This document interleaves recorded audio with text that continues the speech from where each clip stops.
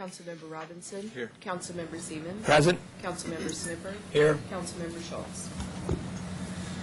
Okay, the first item is additional agenda items. There are none, and an agenda scheduling update. I just wanted to point out that next Monday, the 7th, there's going to be a public hearing, and a public hearing only, on the Flower Avenue annexation. Monday, February 14th, Valentine's Day, there will be a second reading resolution for approving the Flower Avenue annexation.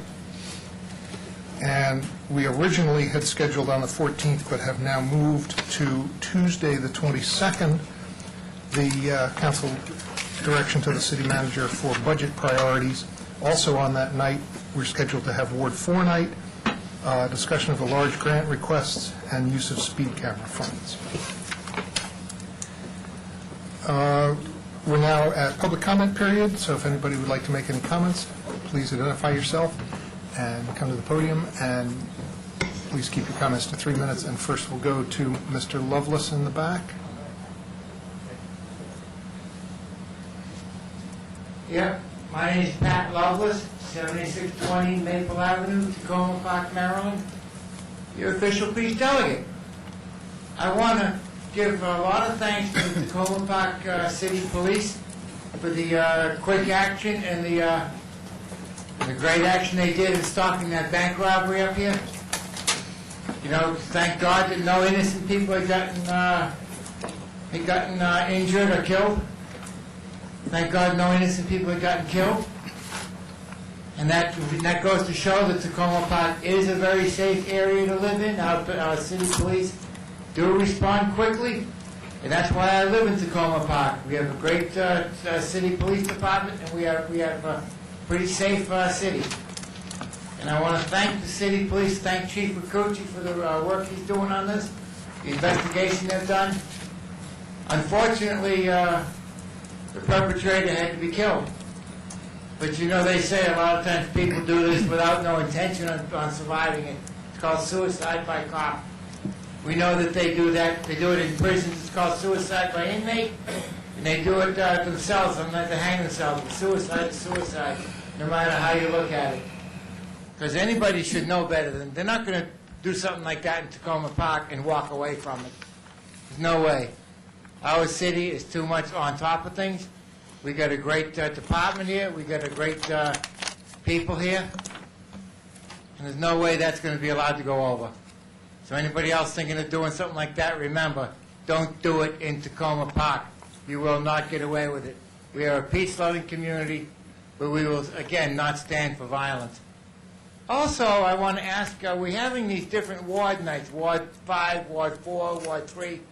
Can we have a night sometimes where we have a children's night or a youth night where the kids can come in and discuss what's affecting them in their schools, such as bullying, such as drugs, such as gangs, such as peer pressure? We need to be able to have a way that they can come up and address the city council on a, like instead of a Ward 7 night, we don't have Ward 7. But we should have, after we're done with the ward nights, we could have a youth night or a children's night. Because I think, you know, that they're going to be our future leaders, you know. And we got to start listening to them now.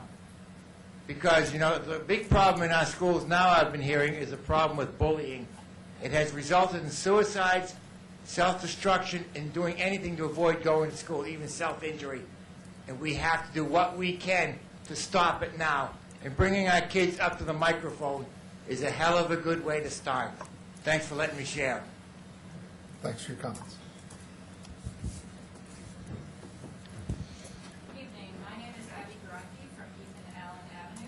I'm one of the weary neighbors that Colleen mentioned a few weeks ago, wondering about the status of the legal guidance we were supposed to get from the city attorney in regards to my neighbor's house in the 300 block of Ethan Allen. My husband and I have appreciated the previous work of the city, particularly Colleen, Marjorie, and Sarah, most recently in facilitating the clean-in lien last year at the same property. We are hoping the city can help now. There are two things that have been going on for many years next door that we're particularly concerned about. The first is a hoarding situation. The second is squatters living in a shed in the front yard. There are 3 men, the so-called owner and 2 others, that come and go depending on weather and other conditions. We're concerned about fire and health hazards. My husband has been inside the house. If you've ever seen the TV show Hoarders, it's just like that. Paper and other debris is piled to the ceiling. Conditions are inhumane. There is no heat. Sometimes they ask us to fill jugs of water for them. There's an extension cord that runs into the shed from the house. The squatter in the shed often has company. These extras have come and gone over the years, and when it goes beyond these three known figures, that's when we get really concerned, not only about the health and safety, but also about crime. There have been some disturbing characters next door. In June 2008, we reported a dog that had been tied to the front porch, barking overnight. Tacoma Police and County Animal Control responded, and the dog was taken away. The police were disturbed to find a makeshift toilet and evidence of somebody living in the shed. Given their reaction, we thought that it was a turning point and that help would come, but nothing happened. Since then, we've had conflicting information about where to seek help, partly because of the confusion over Tacoma Park and Montgomery County jurisdiction. Everyone we've talked to seems shocked and horrified that there are people living in a shed, but nobody seems able to or want to do anything about it. Our most recent dealings have been with the county permitting office. The shed collapsed in the storms last year, and in June, shoddy construction began to repair the roof. We reported this to the city and county. The neighbor was told by the county that he needed a permit, so he applied for one, and they granted him one, much to our surprise. I've got copies here of all of the permitting records, which I can give you. A few weeks ago, they started hammering away again, this time to add walls. And I've got lovely pictures of that as well. After I called to ask some questions about the permit, we were told by the county to file another complaint. I learned recently that they closed the case. Apparently, the permitting office doesn't think there's a problem next door. We've had to call the police a number of times and are not getting anywhere with anybody else in the county services. There's hoarding, health and fire concerns, basically a homeless camp next door, right here on 410. It's clearly affecting the property values in our neighborhood, but we're at a loss at what we can do, besides waiting for something really bad to happen, which we just expect will happen. So we want to know what we should be doing at this point. And I can share the photos. Thanks for bringing that to us. I know it's a very distressing situation. The city manager may want to get with you about some information, and the police chief is here, and you might We want have a lot more to share. It's hard to fit it all into Yeah, you might want to take the opportunity to talk with the chief before you leave. My neighbor is also. Okay.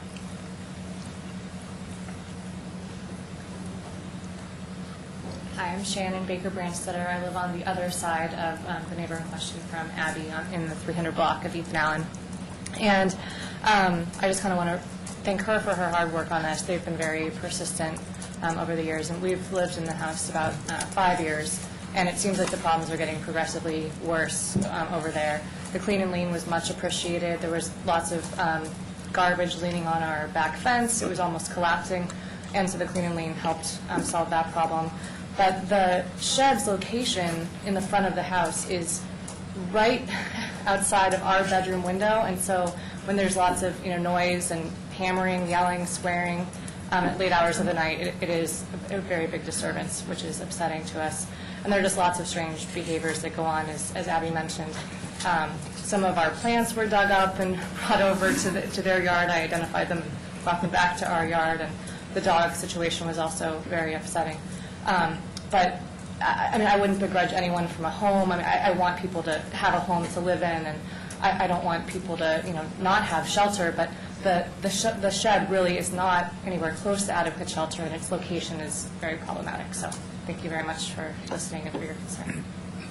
Thanks for bringing your concerns to us. Bruce? Yes. So I know we had talked about this before, but could we now ask a group of folks from the city to put their heads together in other ways to resolve this? Because we tried policing, we tried county permitting, we did do the clean and lean. It seems like we've gone through lots of processes, and maybe we need to put brains together from different departments and even different agencies to help resolve this. I think that's a good idea. So, yes, they will do that. Okay, great. For the record, Barry Howard, Ward 6.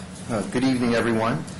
I'm here to make sure that the City Council is informed that the County Council staff, and likely by association, the County Council, is under the false impression that everything is okay with the Tacoma-Langley Crossroads sector plan. So I'm here to tell you that nothing could be farther from the truth. So over the last week and a half, while juggling obligations to family and to my work, and weathering the inclement weather conditions of snow and ice and rain, I still managed to walk to every one of 386 single-family homes in my neighborhood and some apartment buildings. And I have a petition here with well over 200 signatures that says everything is not well with the Tacoma-Langley Crossroads sector plan. In addition, I found out today that a neighbor from across New Hampshire Avenue that lives in Carroll Highlands in Prince George's County has actually filed suit against the Prince George's County Planning Department just before Thanksgiving. And it's a class action lawsuit against them because that plan was rushed through, and the residents did not know what hit them. So, unfortunately, it feels like the Tacoma-Langley Crossroads sector plan was heading in that direction too, although there have been some advancements that have allotted some more time to discuss that, and I consider this a good thing. Councilmember Fred Schultz was actually at the January 13th Planning Board meeting, and he and I and commercial property owners stood in solidarity against the CR zoning text amendments. And so that was very positive. As well as the County Council is adding, in addition to tomorrow's public hearing, an additional public hearing in May. However, they have described tomorrow's meeting as a formality, and that they will not be able to put their full attention as they're dealing with the budget crisis. I understand this, and I'm sympathetic to it. However, the sector plan will impact every one of my neighbors' lives in serious ways for decades to come. So I would hope that they can actually remember the issues between now and May when it's taken up again.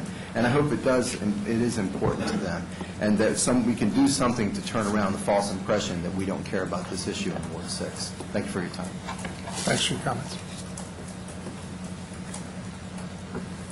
Any other public comment? Okay, we will move to... Sorry?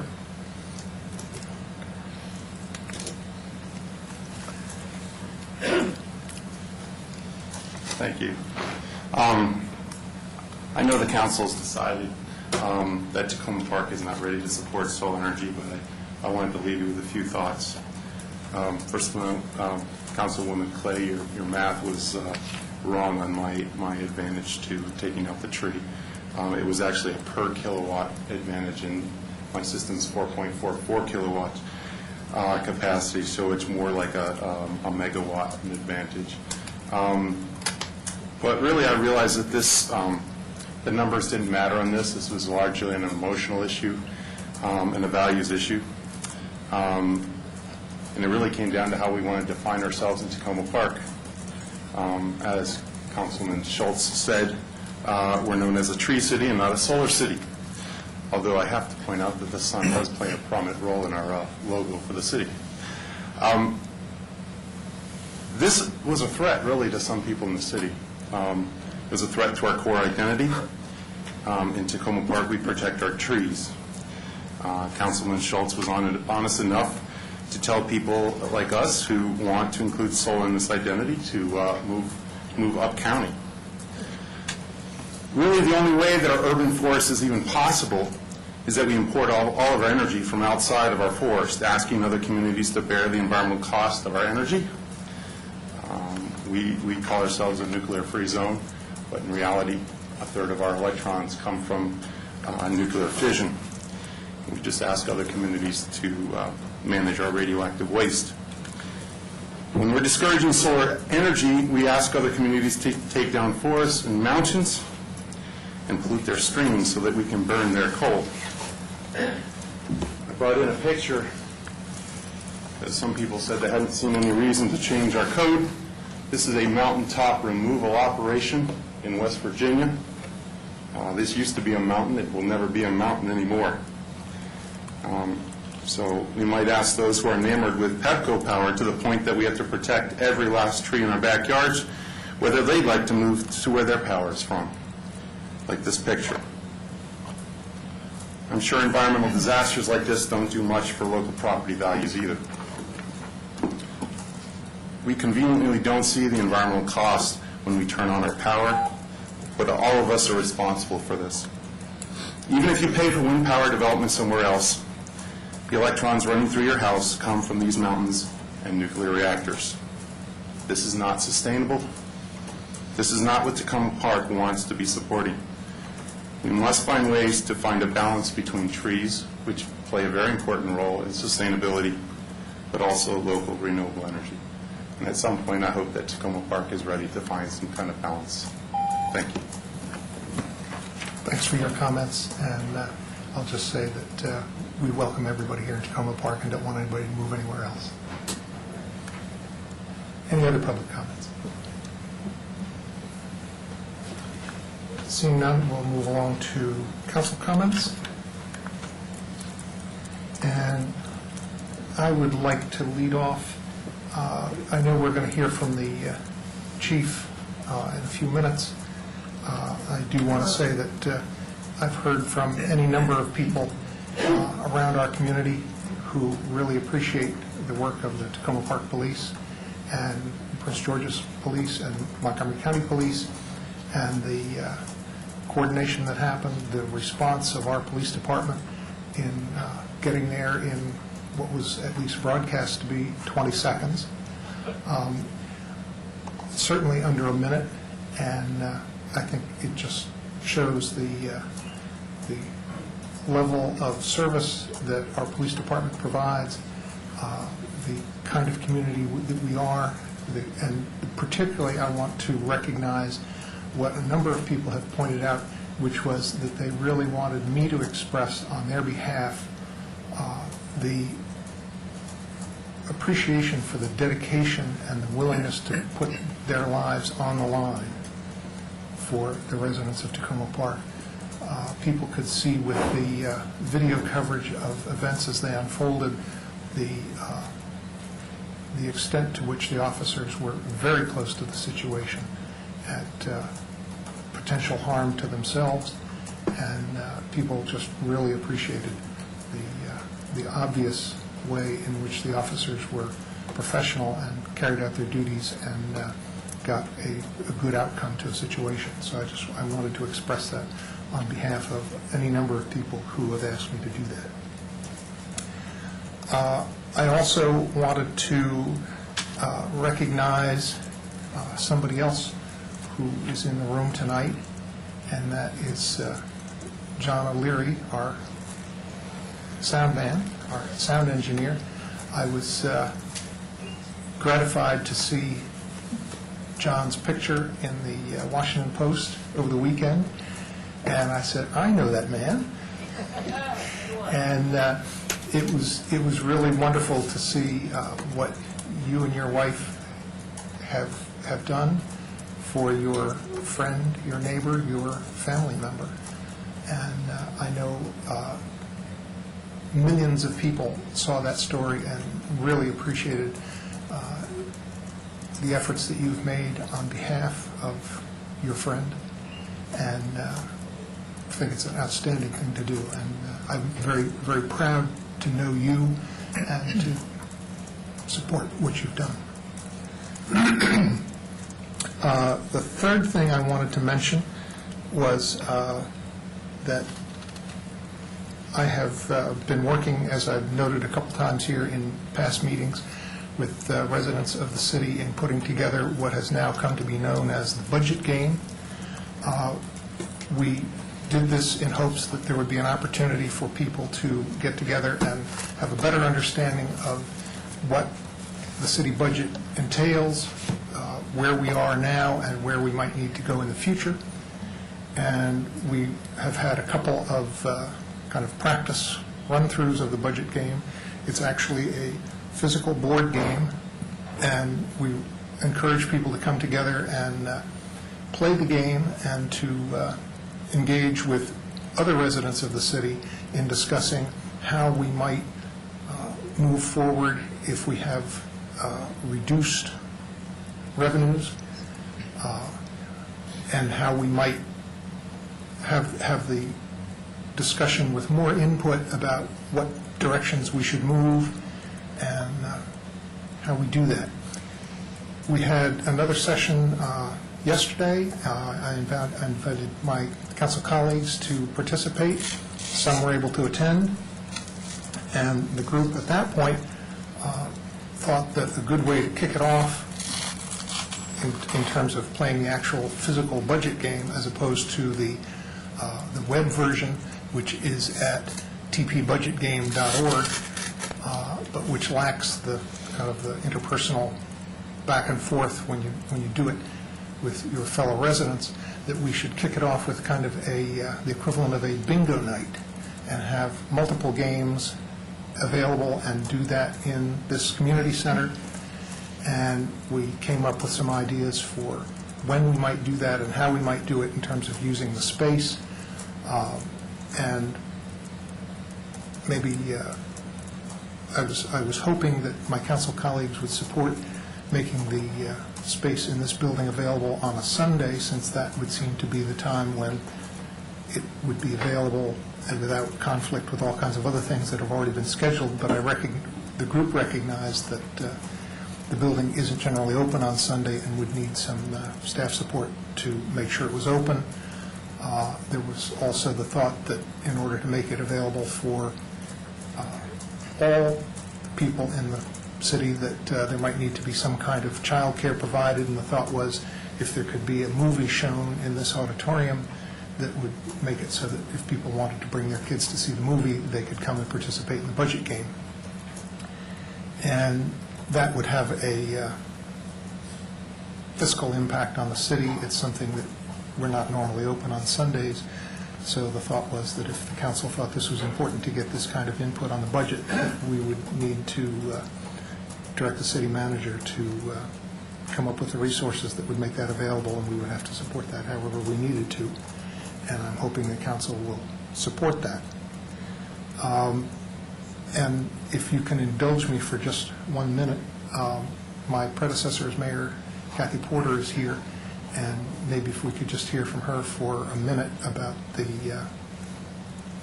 group that's put together the budget game, and just a quick thought that she might have. And also, while you're here, I'd like to congratulate you on your recent appointment to the WMATA Board of Directors. Thank you. I appreciate that. I'm finding out that the WMATA Board of Directors bears some resemblance to being mayor in that it's one of those things that you could spend an awful lot of time doing if you're not very careful. As Bruce said, the group that came up with this thought of this game as a way of engaging people around the issue of the budget, both as a way of getting people to think about the kinds of issues that are involved in putting together a budget. Having sat up there for a number of years, I think you get an education going through the actual process that most people normally don't have. It's a very different thing to stand up here and say, please don't cut my trash collection, than it is to sort of have to sit there and put it together and figure out, okay, we've got to make this balance. And so what we were trying to do, and I took a little bit in putting this together, I took a little bit from other budget-related exercises that I've done in other contexts. I don't know how many of you have actually participated in the Council of Governments. They have a number of sort of tabletop exercises. One of them is sort of a regional planning and transportation exercise. There's another one that I've facilitated with Community Leadership Institute groups that they put on, which is a transportation budgeting exercise where you have to, allocate funds for maintenance and then for new transportation facilities, that kind of thing. And so it's similar to those kinds of things, and so it's similar to a lot of things that already exist. But I think it would be very helpful both sort of give people sort of a real-world sense of what it's like having to make those kinds of decisions. And I think it would also give you all a sense of what kinds of priorities people have in sort of doing it on a preliminary basis with the several different groups. It is interesting. People bring their own priorities to the kinds of things that they do, whether they say, well, I don't want to cut the police, I'd rather raise taxes, or whether they say something like, well, if we're going to cut something, let's cut recreation, or let's cut library, or let's cut police, or, whatever kinds of things that they think would be the things that they would cut if they felt that something had to go. And so I think it would really be very, very useful for people. It would be educational for them, and I think it would also be helpful for you in getting some sense of what people think. So, I would really encourage you to support this kind of thing. When we last talked about it, we were thinking of a Sunday, as Bruce said, because it's probably the only time you're not going to have a lot of the space already occupied or used by various things, and we could do a number of different games at once. I think one of the things that would be really important if you do this is to make sure you get people from all parts of the city together, because people in different parts of the city have different priorities. I don't have to tell you that people who live next to the library have a different feeling about the library than people who live on the opposite side of the city. So I think that's useful to get those people together and talking to each other. So is there anything else you wanted me to sort of outline? That's good, thank you. Okay. And I'll just say that the initial thought was that people wanted to get this going and hopefully kick it off in a time frame, something like February 13th, and people even picked a time frame of 2 o'clock and recognized that it might necessitate staff coming in for about 4 hours. So just hope that my colleagues will support that, and I'll stop there. Councilmember Snipper.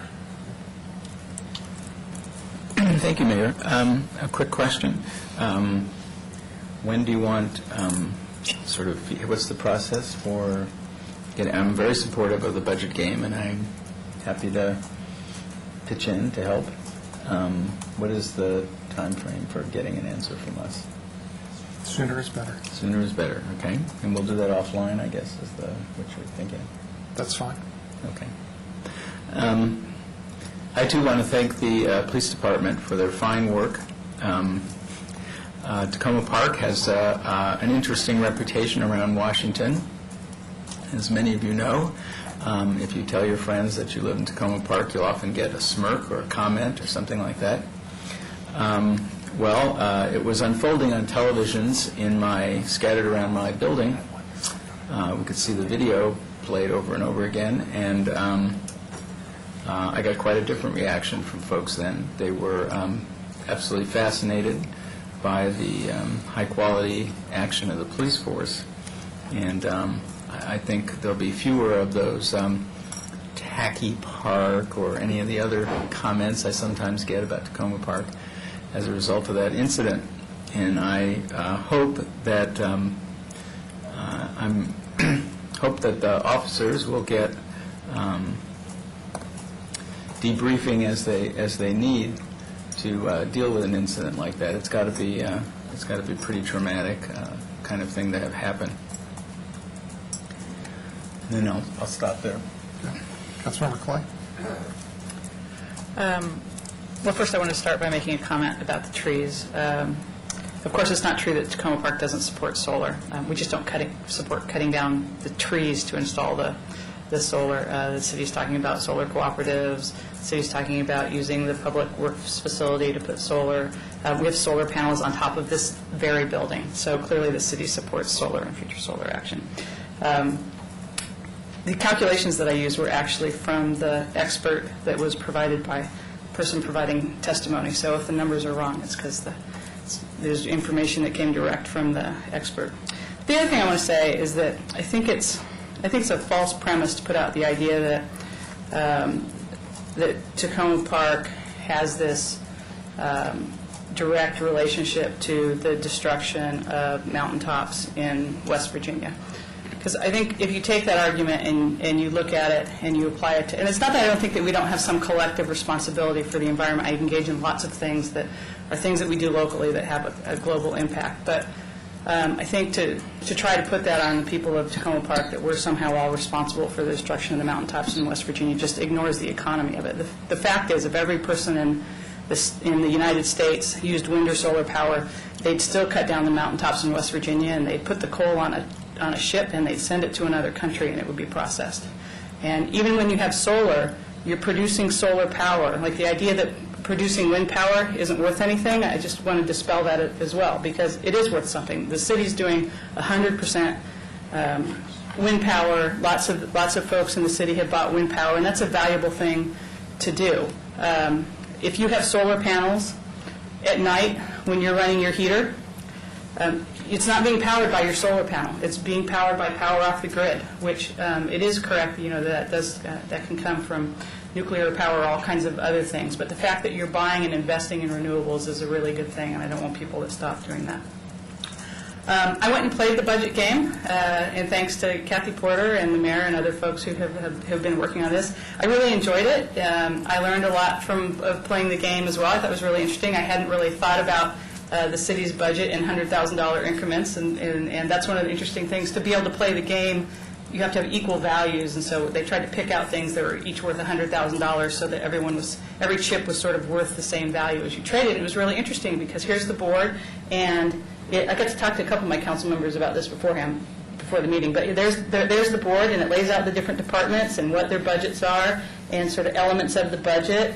And you pull from one area and put in another, and if you want to do extra, you have to put in taxes or fees. And then the objective of the game is you have 6 people in the game, and you go around in a circle, and everyone gets 2 rounds, and each person has to take $100,000 out each round. You did a really good job, I think, of eliciting conversation and talking about what the meaning of the trade-offs were and what people's values were. So it's my hope that if we do a budget bingo night, that people will come and participate. I think it's a really valuable activity and a great way to get to know folks. Just a couple things about snow. I was surprised when the trash trucks came out and picked up the trash after the snow. I thought that was great. And I had my trash out on the curb. A lot of people didn't because they didn't think it would happen, but I did. And they even came and picked up my bulky waste. I love the Public Works Department. I did get a couple comments from folks. One is a request that we get frequently, and that's to ask the plow trucks to plow to the side of the street where there's no parking, rather than plowing in the cars. And so that happened, I think, on maybe Aspen and maybe... all over. Yeah, well, okay. So it happened a couple places in the Saska neighborhood. And then another issue is that we talked about making Flower a one-way when it gets really icy. And I thought that was just kind of going to start happening. And so I got a call from the folks on Flower, and we didn't get it to a one-way. And it's a really slippery street, and people were trying to climb it, and then they were getting stuck and sliding back down the street. So I think it would be great if we could figure out how to make that happen when we have ice pack on Flower, and it sounds like we're going to have icy conditions tomorrow night. So maybe we could coordinate for tomorrow night so that we get that to a one-way street. Thanks. Councilmember Wright. Thank you. I also just want to commend the police department. My brother is a police officer in Boston, as I told the chief a number of times, and has done a variety of things, from being a patrolman on the SWAT team, a motorcycle cop. And he has described police work to me as a combination of close to boredom, when you're patrolling in your car, nothing's going along, you're sitting there, you're walking, whatever you're doing, interspersed with moments of sheer terror. And I think this is an example of one of those times of serious terror and danger, and I commend our officers for the way that they reacted, and was glad that more people are not hurt. And I want to thank the officers for their professionalism, and also hope that they get the services that they need, and that the investigation wraps up quickly associated with their situation. A few items related to snow.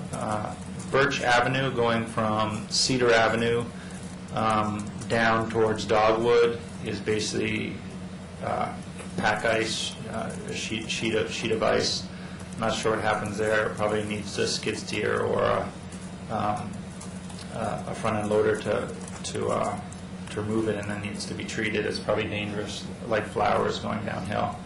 And then the second thing is that the sidewalks right out in front of the community center, not on the community center side, but across the street in front of the Republican and Democratic Voter Garden, as well as around the triangular park there, are basically not shoveled out.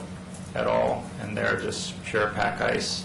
And it's on both sides of Maple Avenue. It's not like there's an option for you to walk in other than the street without danger of slipping on ice. And I just want to remind the city that those are our responsibilities to shovel and clear, and it doesn't set a good example for the residents who we also want to have clear their sidewalks in front of their houses. Thank you. Councilmember Siemens? Thank you, Mayor. First, I would like to repeat what Mayor Williams said, that on February 22nd, it's Ward 4 night, and so all the Ward 4 residents are invited to the council meeting to bring their special concerns and interests. And I would like to invite Pat Lovelace to help me in planning that event, so that if he can help to bring the kids here from Ward 4 on that night. I'd also just like to thank Chief Rakucci again for the many risks that our officers take every day when they go out on the street, and I think that was showcased with this unfortunate event this week. And I had a couple people ask questions about what they saw on the video, and I'd just like to reassure everyone that Chief Rakucci will be reviewing this incident with his officers and with the experts and make changes in the procedures, but in their tactics. But I think overall the tactics were very successful and demonstrate that the officers are very well trained and were able to accomplish the safety of the community, and we thank you for that. Okay, next we'll go to the city manager's comments. Well, wait a minute, my speaker request is on. You're not saying. Oh, sorry. There's no light there. Really? There's something unplugged down that way. Councilmember Robinson. It's funny, my light goes on, but you can't see Not it. here. And Councilmember Wright's light doesn't go on, but you can see it, so there's... Couldn't see it his either. Anyway, you've got my vote for a Sunday budget event, if that's what's needed. It is a common sense approach. I was talking, unfortunately I wasn't there this past Sunday to get briefed, but Colleen did brief me a little bit, and so as did you, Mayor. And my spouse, when I described it to her, said, "Boy, that's a common sense approach. What could be better?" And she said, "That's something that we really need for people to understand the trade-offs." So I'm in full support. Thank you, Chief. Thank you for express my thanks to your officers, to the whole force. We entrust you with our protection, and that's a big responsibility. And then when something like this happens, it's a hard thing, and only we, to use force against somebody else to kill somebody is really a drastic thing. But that's what we've asked you to do, and your department has stood up, and it's very much appreciated. Also, it seemed, I had a friend who called in the afternoon and said, "Did you hear, Dan, about the robbery? You're not in that bank, are you?" "No, not in that bank." So this was from the district. The word got to the district very quickly. And then my aunt called from New York City later in the afternoon. "Dan, what's this about a bank? Why is it? Why am I seeing it on the television?" And I'm thinking, gosh, it's the speed of light. Things travel at the speed of light. And what was it about this particular incident? Not to minimize it, but there are bank robberies, and there are instances where there's violence, and the officers have to defend themselves and take matters into their own hands. I don't know how to explain it. I'm sure you've got more insights. But I did note that there was a customer who put himself in harm's way inside the bank. There was a teller who put a die pack in the notes that helped distract the perpetrator to get him to step off the sidewalk, as I understand it, and then the hostage herself ran off. So all these are acts of bravery, and it sounds like it was a team effort, which I think is maybe why it makes it partially so newsworthy. But again, I just want to express my appreciation to you and your fine staff. Councilmember Schultz. We're at the end of council comments. Oh. I think I just made a perfect entrance to do that again.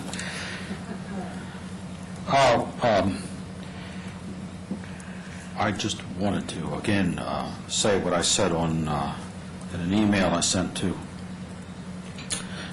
council earlier this week and to the chief and to the city manager, that,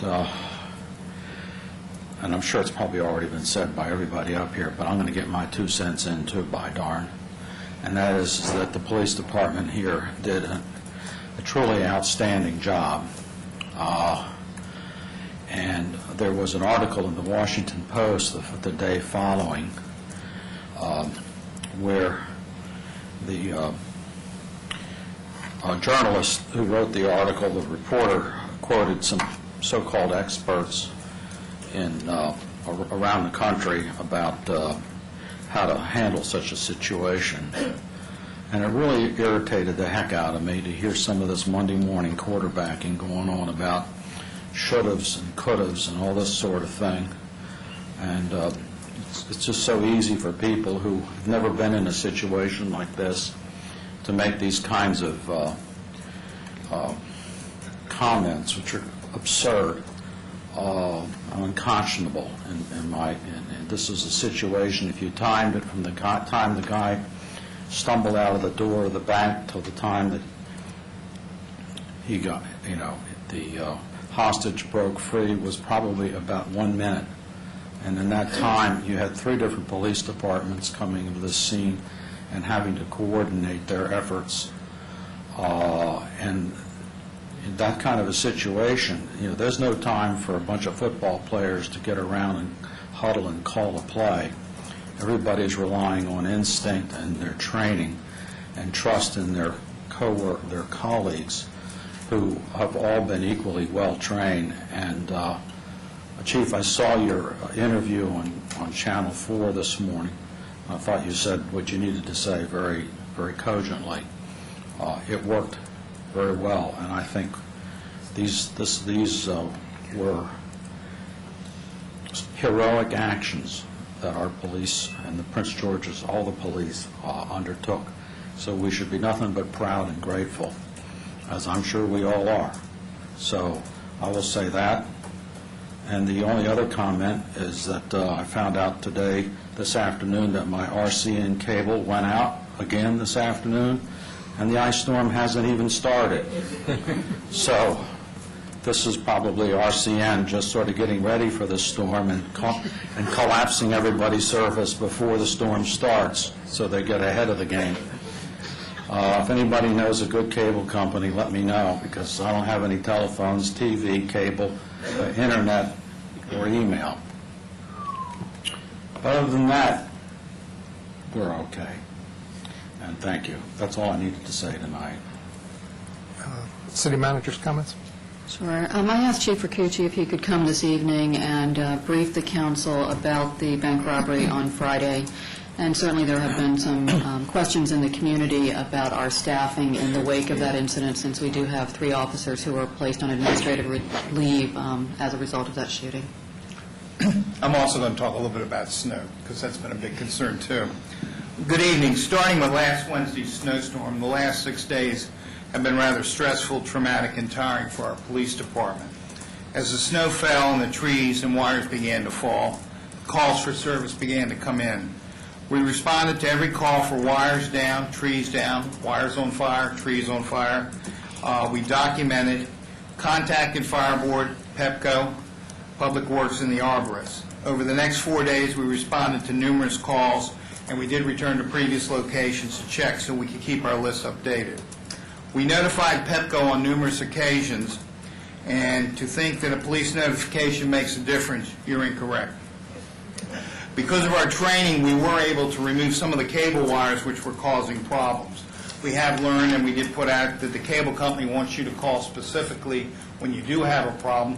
I don't know how you do that if you don't have a phone, but there are cell phones.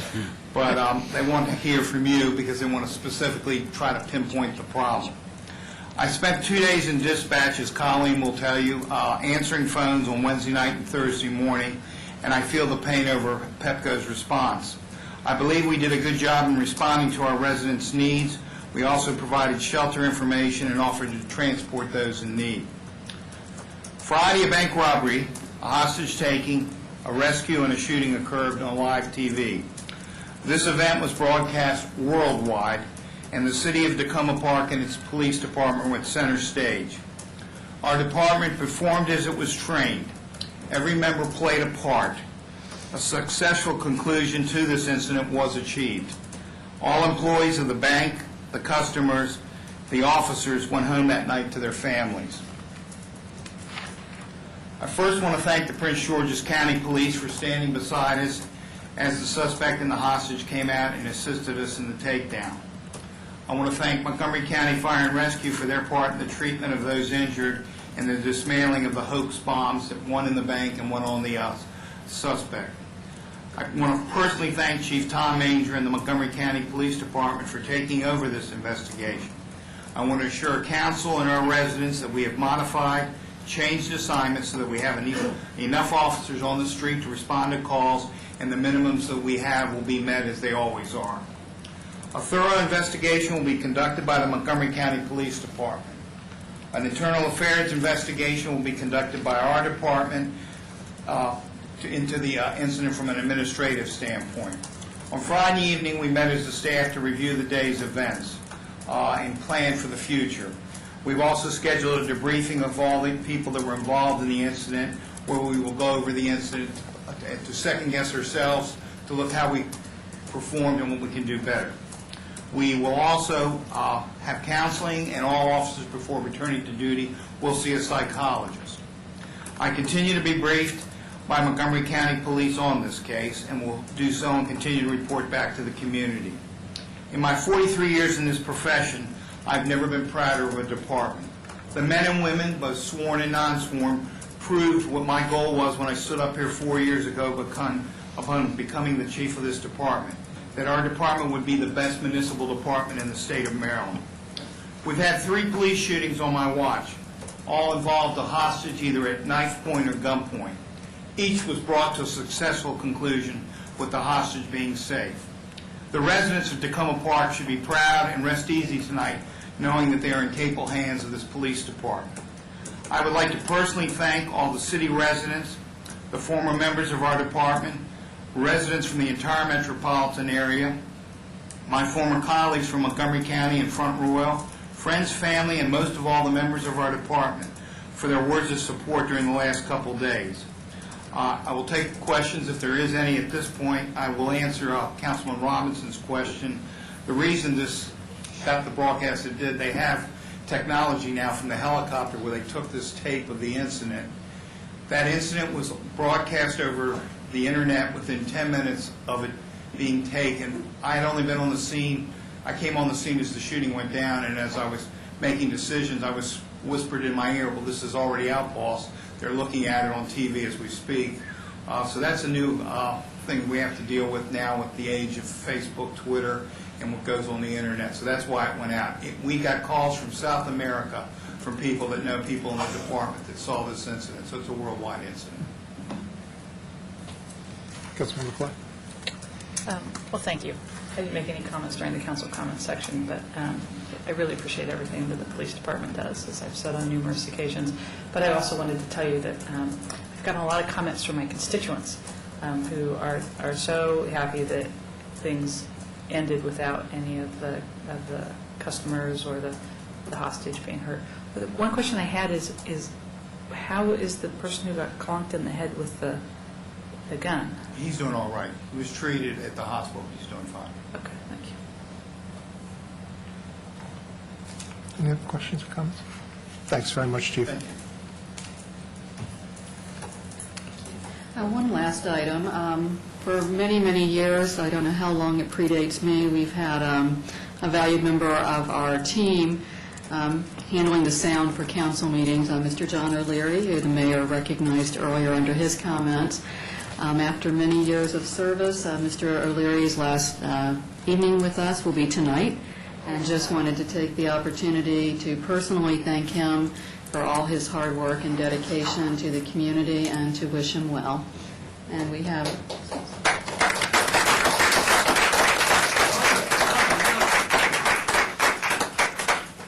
That's it. Okay, thanks. And good luck and Godspeed, John. Yeah. Next item on our agenda is an update on legislation, and the Deputy City Manager will be updating us, and this will be a regular part of our council agendas as the state legislature continues in session until mid-April. Thank you. For a year when the budget seemed to take the upper hand, I've been a little bit surprised at how many other bills have been pushed, put forward. So we have an awful lot to consider in a fairly short time frame. I do want to go over a number of the bills. As we go through, if there are items that you have interest in taking a position on that you've not already taken a position on from previous years, I need to know about that so that we can schedule a resolution to be considered on that matter. And I think I'm just going to go through the chart that was in your packet as an easy way to address the items. The first several items are local bills. Most of them are Montgomery County specific bills. And many of these you've discussed before because they come up before the session begins. I just wanted to indicate that the Montgomery County bill related to Tacoma Park for the alcoholic beverage sales is going to a vote in the County Affairs Committee on Wednesday, February 2nd. I am not sure when it would then be acted on. It may be on Friday by the full delegation and then proceed from there. At this point, we seem to have support for it. I have not heard a significant concern. Did you get a different opinion? I've only heard support from any of the delegation that I've talked to. And just for the record, both the county executive and the county council support the bill as well. The next item, which is MC 1111, which has to do with school buildings in Montgomery County, and having Montgomery County be the exclusive authority to issue permits and enforce regulations and codes over municipal rules, is something that you have discussed and taken a position on, and have signed a letter with other municipalities opposing. At this point, I think it's somewhat on hold. I know there's some discussions, but do you have... The sense I had from those I talked to were that if the bill comes back, it will be greatly changed. But there was also a point where there seemed to be some disagreement as to the effect. I know that a number of us interpret it as being having power over both public and private schools. Some of the delegation thought, oh, no, it's just public schools, but that's not the way it's written. Right. It's both public or private schools. And the other misperception by many of the members of the delegation was that this only affected Rockville and Gaithersburg as having their separate planning and zoning authority, and not realizing the other kinds of regulations that we have, such as stormwater control, tree permits, and driveway apron access points. And when those things were raised, well, yeah, Montgomery County shouldn't be, approving access to city roads. So I think there's some recognition that it hadn't been well thought through, and we'll work very hard on that one. Excuse me. Do we know from whence this bill emanated? Yes, this is a dispute between the city of Rockville and the school district over, in particular, a case with one elementary school and putting portables on that property, which the city of Rockville denied. The city of Rockville felt that they didn't meet their specifications for having proper fire and rescue response, and then therefore denied the ability to do it as proposed. And one of the things that keeps coming up is that this really does seem to be something that just needs to be worked out between the city of Rockville and the school district, and that this is an overly broad response to that concern. The next item is one that's relatively new, and it's a little different. and that is a change in electioneering boundaries. And I raise it simply because we're pretty used to how we set up for elections in this building and in other surrounding areas, where normally it's 100 feet from the polling place, and this would change in Montgomery County to having the boundary line just 25 feet. And generally, the city clerk can address a little bit about that, but usually we measure, I think, from where the room is, so that in this building, so that the electioneering line is outside of the building. How we would deal with a 25-foot one would be something that the Board of Elections would want to perhaps comment on, or I don't know. We're not subject to these requirements. Right. So Okay. even if it were changed, it would still be up to the city to set its own limits. So this is just, and so this is for the other elections. But I didn't know if anybody had a particular issue about it, but I wanted to raise it as something that you may be familiar with. Is it something that you think you might want to take a position on? My quick sense from the rumblings up here was that it's a terrible idea and that we would want to oppose. So you'd want to have a resolution on that item? Yes. I'd be curious to know what's the justification for it. Yes, I don't know exactly why it got raised. 75 feet is going to improve our democracy. I added on here MCPG 11211, which is a way to blend the Park Police and the Montgomery County Police in several ways. That was a late filed bill, which was not permitted to go forward. So just wanted to let you know that at this point isn't moving forward through this process. There's a number of different other bills that are statewide. One is on removal and destruction of political outdoor signs, and this would be something that would require them to be removed more quickly than they are. I think it's within the week instead of 2 weeks. And I didn't know if anybody had I can double check this.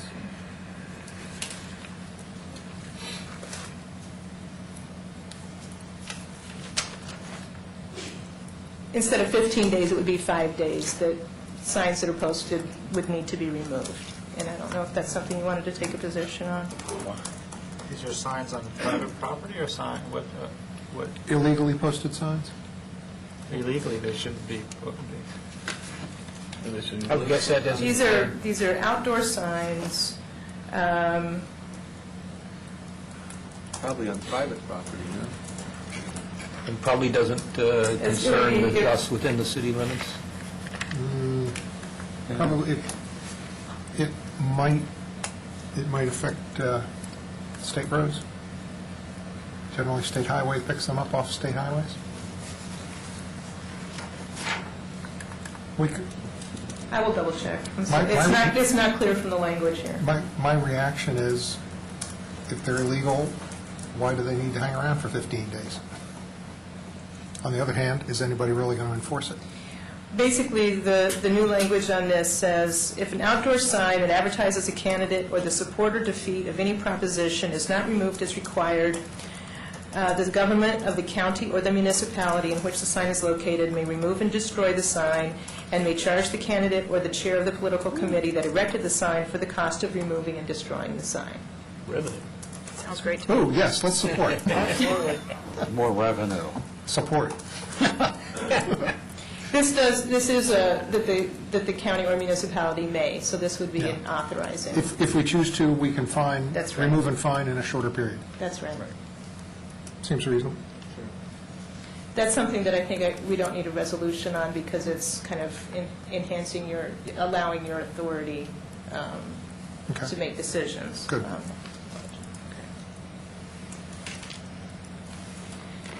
The next bill, House Bill 8, is one that comes up every year, which is to limit the powers of a municipality or a county on eminent domain, that if this is done in trying to advance an economic development initiative, that it's not permitted. And this limits municipal authority. We've taken positions on it in past years. Unless you want to change that position, that would be something that we would simply use the past position. Seems reasonable. Yeah. Stay the course. The next bill is one that has a hearing tomorrow, and this is on employee uniforms and procurement in place of manufacture. I was first asked about this probably about 2 weeks ago when we were asked for our data for the fiscal impact note that needs to be done for many items. We did some investigation, and many of the city's uniforms are, in fact, I think most of the city's uniforms are not manufactured in the United States. What this means for us is that for Public Works uniforms, we have a multi-year contract that's very favorable. That contract would have to be rebid, and the cost would probably be higher. The guess by Public Works is it could be about $9,000 per year annual increase. For the police department, they've just, in the past year and a half ago, got new uniforms. Those are not manufactured in the United States. It would be conceivable that the entire order for the uniform would have to be changed, and everybody would need to be changed with that. That could be almost a $40,000 immediate increase, and then several $1,000s after that as those pieces are replaced. There's also concern that we also have some recreation department shirts and those kinds of things that function as uniforms. It's not clear if it affects team uniforms, and there were interesting questions raised by the staff. Does it matter if the material is made in the United States or not? How does that differ versus manufacturing, assembling the garment? The concern that we had was that the language of the bill says that you need to procure your uniforms from companies where they manufacture them in the United States unless it was difficult to obtain those uniforms or that the costs were unreasonably high. And then it said that part of this bill is that those definitions would need to be developed. So it doesn't give any real clear about how much is an unreasonable extra cost for these items. So those are just some points that came through. We've never taken a position on something like this kind of bill before, but I did want to indicate to you that the costs were a bit surprising for us as staff. I'm against that one, too. I'm not interested in supporting this bill. Does it seem like this bill's going to pass? My gut feeling is that there's kind of a statement that's made that if there's a fiscal impact, it usually it's not going to pass because it's a tight year. I don't know at this point. And I imagine this will be on the list that we consider at the MML Legislative Committee on Wednesday if the ice doesn't keep us on. And I would imagine that the Legislative Committee will say that MML will oppose. Yeah, I oppose. So, general agreement that we oppose? Yeah. Yes. Okay. Oppose. Okay. For that, I think we would probably need to have a resolution. We can do that. I don't mind, as I mentioned in the email that I sent out, sending just a comment for the public hearing tomorrow that would just indicate the fiscal impact and that you'll be considering a resolution. Mm-hmm. And if it does get any farther than that, it would go to the Senate and our resolution would be there. Okay. Given that it's not cross-filed, it may not go there. Well, at this point, a lot of stuff isn't there yet in terms of being cross-filed. The next item, House Bill 25 on presidential elections. I brought this to your attention because this is one that, in particular, our Senator Jamie Raskin had promoted, which is an agreement that if there's an agreement among states that after a certain point, if you could elect by a popular vote as opposed to electoral vote. That's something that you may want to consider, but I wanted to bring it to your attention because it was something that was championed by Senator Raskin. It says repeal, so someone's trying to repeal it? Yeah, that's right. That's the General Assembly had passed this, that, once you hit a certain trigger amount, then this would take place. It's two-thirds of the states. But there is an effort to repeal that legislation.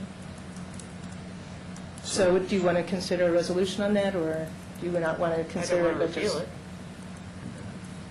So if we want to take a position, it would be to oppose repeal? Right. Well, Is it something that we want to? You can do it individually, you don't have to do it as a city council, but I'm just letting you know that this was something that Senator Raskin had particularly championed. This is talking about messing with the United States Constitution. I think I'd like to have a few minutes to think about it. I mean... And we can do that, and we can consult with Senator Raskin and see what would be helpful. Yeah, let's just take a breath. We'll kind of put that one on a holdover list. And I'll ask Senator Raskin's office for some information. Okay. I don't, let's see, House Bill 27 on ethics, I don't have a lot of information on that. Do you know whether it's changed? Basically, I believe that this... It says we're near.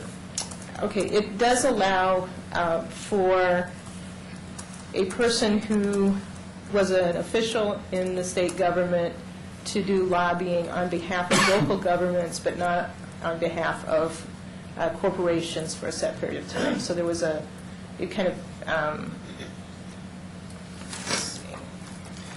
It says, and providing exceptions that permit the former officials to represent a municipal, corporation, county, or state governmental entity.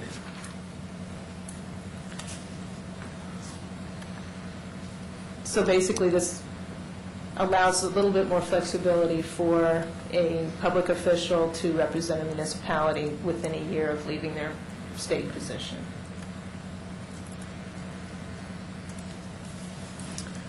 Yeah, well, I'd be supportive of it. Strong opinions? Do you want to take it up, or you can just let it I'm not slide? supportive There's of it. hundreds and hundreds of bills. I know, yeah, I'm not supportive of it from this perspective. If we think that there's a conflict of interest, or it's not ethical for someone to leave the state government and for a year the threshold, that's the threshold, that they shouldn't be able to exert influence, they shouldn't be able to do that on behalf of a municipality or a corporation. I don't think we should make an exception for the municipality per se. So do you want to? Just not take a position? No position? No position. Okay. I'm okay.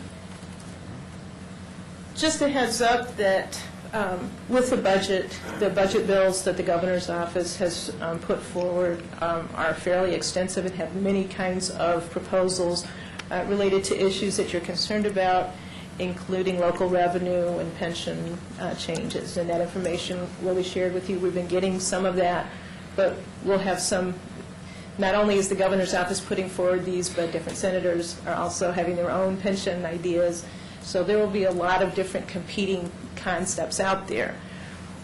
For the state pension, it does affect City of Tacoma Park employees. So it's something that is important to you as well as to us, and we'll just keep you informed on that as we get more detail.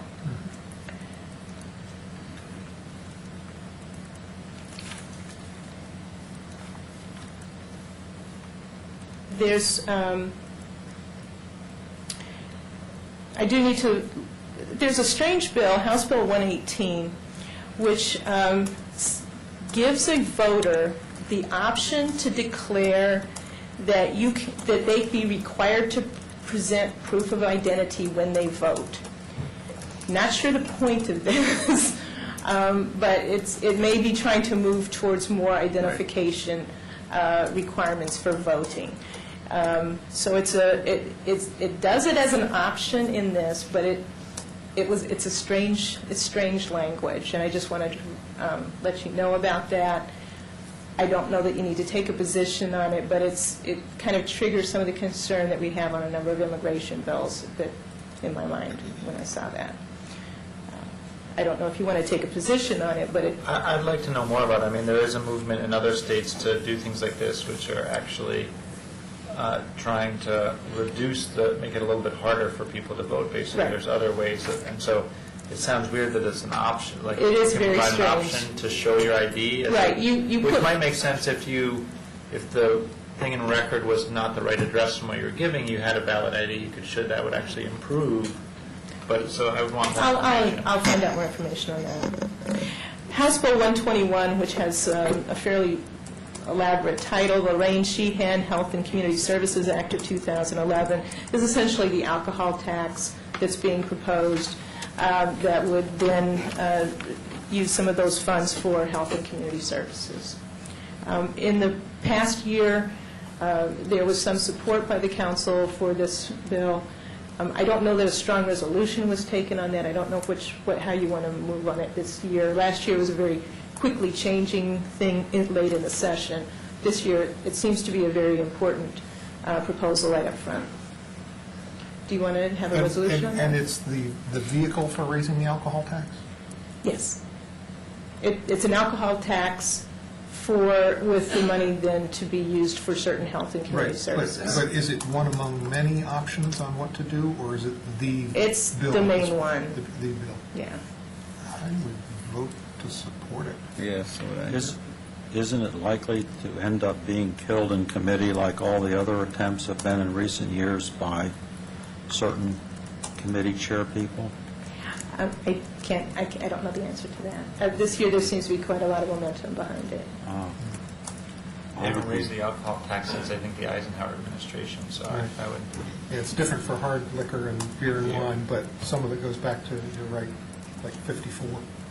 Yeah, and this is distilled spirits, wine, beer, all of those are going to be raised. Diamond drink. Fairly substantial. Yes, it's in So- that category. So Do you we- sell a we would like- resolution? We would like to support? Yes. Okay.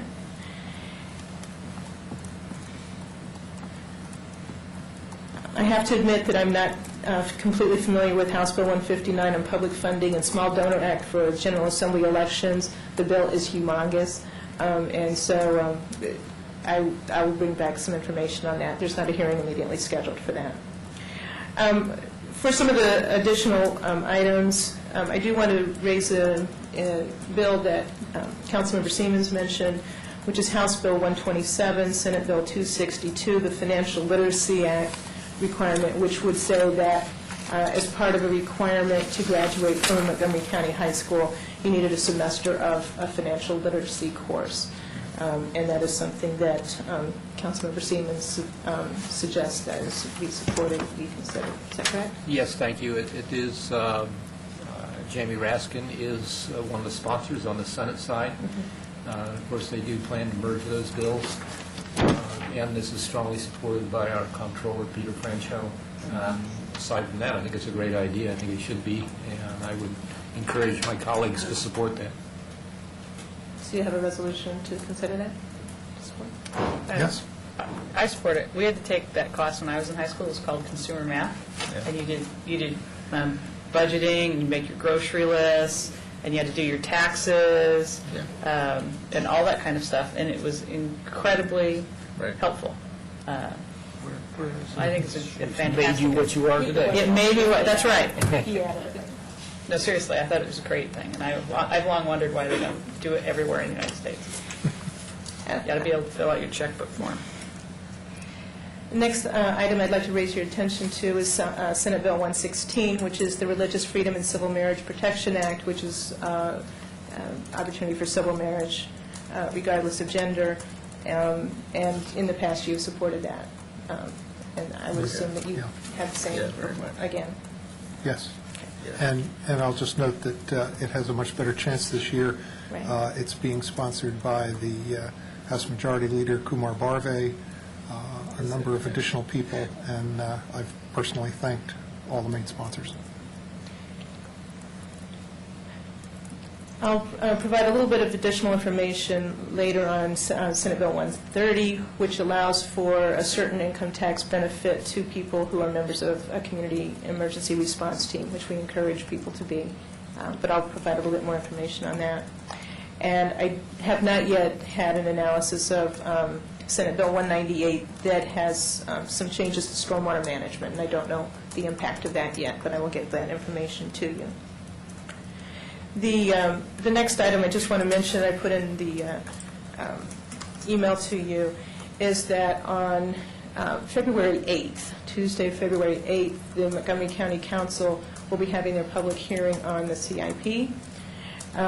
One of the items in the CIP in 2016 is the Flower Avenue sidewalk improvement.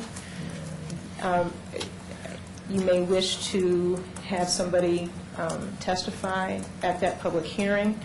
I think that one of the points that we would want to make is that if the city, in conjunction with the county, doesn't improve the sidewalk, then the county needs to keep this item in their CIP so that the work gets done. And we've taken that position before, but I do want some direction if you wanted me to have somebody sign up for that. I think somebody should be sounding. I'd be happy to. Is that a day or evening hearing? It's an evening hearing, I believe. So Tuesday evening. Yes. Councilmember Snipper will go. Okay, wonderful. Those are all the items that I have for this evening. I would like to mention that this stuff moves quickly. If you have particular interest in a subject, please let me know, because we may want to rope you into testifying in Annapolis, and I'd love to be able to work more directly with an individual if that comes up. Councilmember Clay, your light's on. Is that a leftover or? It's leftover. Okay, Councilmember Robinson, whose light isn't on because it doesn't work. Suzanne, did you talk about HB 159? Let's see, did I? Only that it's a huge bill, and I haven't quite understood what's in it yet, so I need to get back to you on it. Okay, I'm looking at it through the power of electrons. I'm looking at it online right now, and it seems to be about how people run for office. Right. I believe it's a public financing discussion. So I'm interested in that, so I look forward to your analysis and coming back. I'll let you know. Thanks. Okay. Any more questions on the legislative update? Oh, just one. Yes. Do we know anything about delegate cars, plastic bag bill? I have not heard of that one. I haven't seen it. I'll look for that. It is being filed again this year, so if we can check on that. Sure. And I'm sure we'll want to reiterate our support. Right, and we submitted that as an LAR, so. Right. So, and depending on when it gets scheduled, I think I want to say the companion bill in the Senate is going to be sponsored by Senator Raskin. I'm not sure. And somebody might want to go testify on those, potentially Councilmember Schultz. Yeah, sure. Or anybody else who wants to. I'd always be happy to do it, but I'm happy to share the load. I bet you are. Just as Councilmember Siemens raised a bill that I wasn't aware of, if you have others that you come across that are of interest to you, please let me know. And I'll just note that it's probably not one that the city wants to take a position on, but we may want to consider it as things heat up. I'm working with Delegate Mazier on her Marcellus Shale bill that particularly affects Western Maryland, but it's about municipalities and environmental protections. Thank you. Yes? And Delegate, you reminded me when you mentioned Heather. She's also working on just cause eviction, and she needs support from the council. You know, the county council needs to be supportive of it, or it's not going to go forward. And it might be helpful if the city again did a resolution or some similar thing. You could check with her staff. Yes. And see what's. I've been in contact I with know you them, have. but I'll double check and see where it is right now. Yeah. Or what we could do is basically. Right. Yeah. Okay. We'll move on to the work session and the report from the Tacoma Junction Task Force.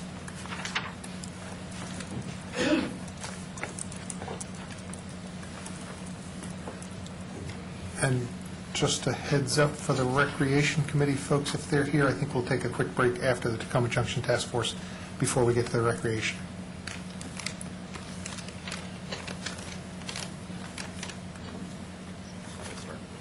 Welcome. Good evening, council members.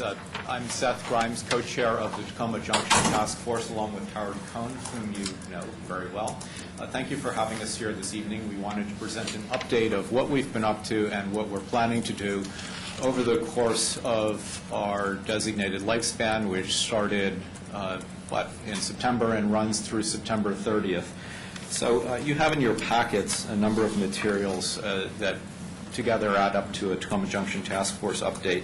The first item that's in there is a roster of task force members. I will note that 2 of the members whom you appointed have resigned from the task force for various reasons. They are John Salmon and Roz Grigsby. Roz is, of course, the executive director of the Old Tacoma Business Association, which works extensively in the task force as part of the Old Tacoma Business District, but the OTBA board is represented on the task force by myself and by Jim DeLuigi, who's here. I should introduce the task force members who are here in addition to Howard. We have Kay Daniels Cohen, Lord Charkudian, Jim DeLuigi, Lorraine Pearsall, and Lynette Lander. That's it. So one of the first things that the task force did was to elect officers. In addition to Howard Cohen and myself as co-chairs, we elected Roger Schlegel and Jeff Trunzo as our co-secretaries. They've done a very able job of keeping minutes of our meetings. The second item that's within the package you'll see is a snapshot of our web page. We do post our meeting minutes to that page, along with a number of other documentary materials relative to the task force's mission. They might be materials, they are materials generated by different government agencies, studies, and so on. We're going to try to keep this live with all kinds of documentation. And this will morph into a report that we will present to you in due course. So the next item in the packet is a timeline that we put together pretty soon after we started, a very high-level timeline of activities that see us through to the end of our term in September. We're not assuming any kind of extension. We want to give you a report at that point. So working backward from that, we set up a number of, let's call them milestones, of things we needed to accomplish. One of the first things we did was to figure out and then set up 3 subcommittees. They are subcommittees A, B, and C. We have the last working versions of the subcommittee work plans in your packets following.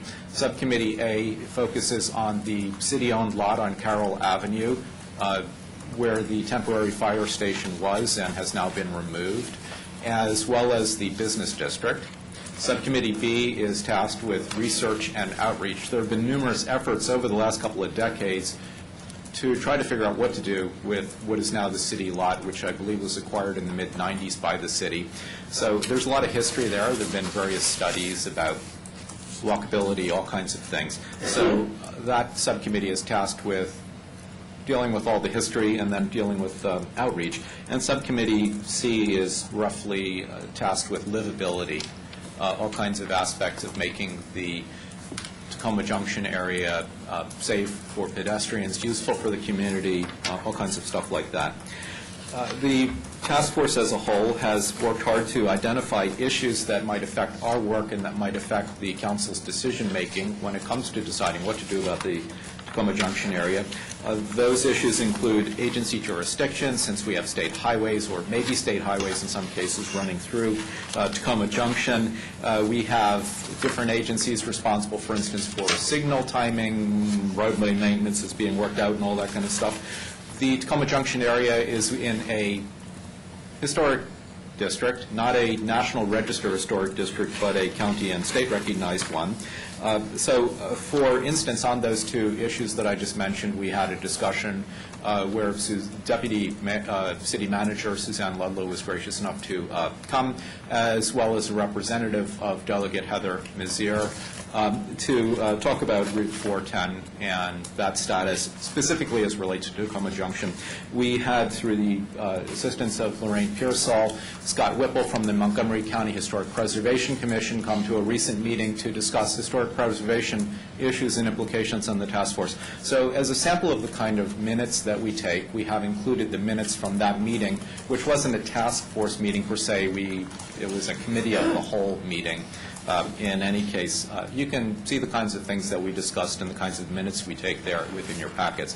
So the implications of the historic district include the ability to reconfigure the streetscape. The Historic Preservation Commission will need to weigh in on any alterations, for instance, to the exterior of buildings, any alterations to the streetscape or sidewalks. Some of the items that have been discussed in past years, for instance, the placement of a roundabout in Tacoma Junction, would be restricted by the historic district's existence.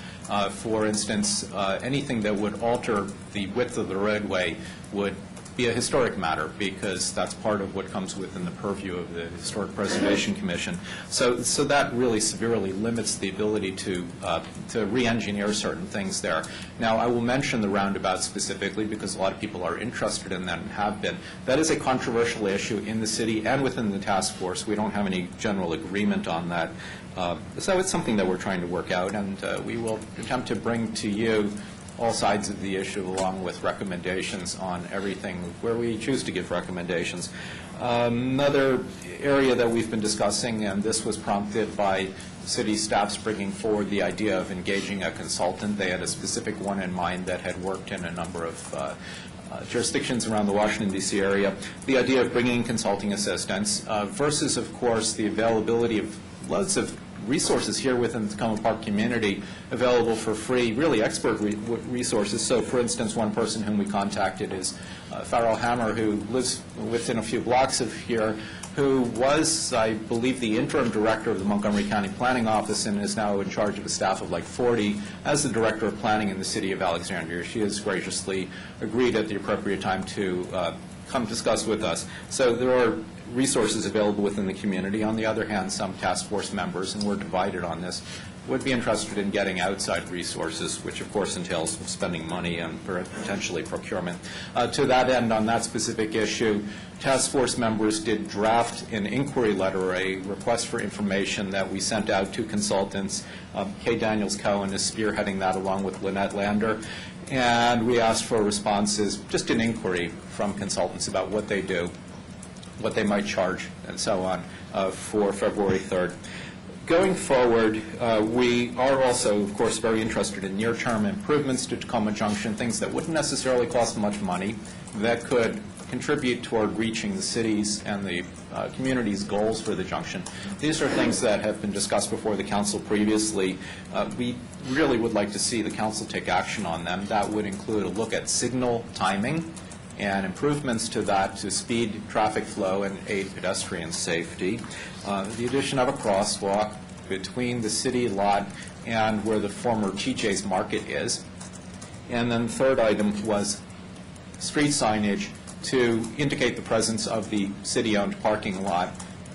That can be done in the near term, I think, without too great an expenditure.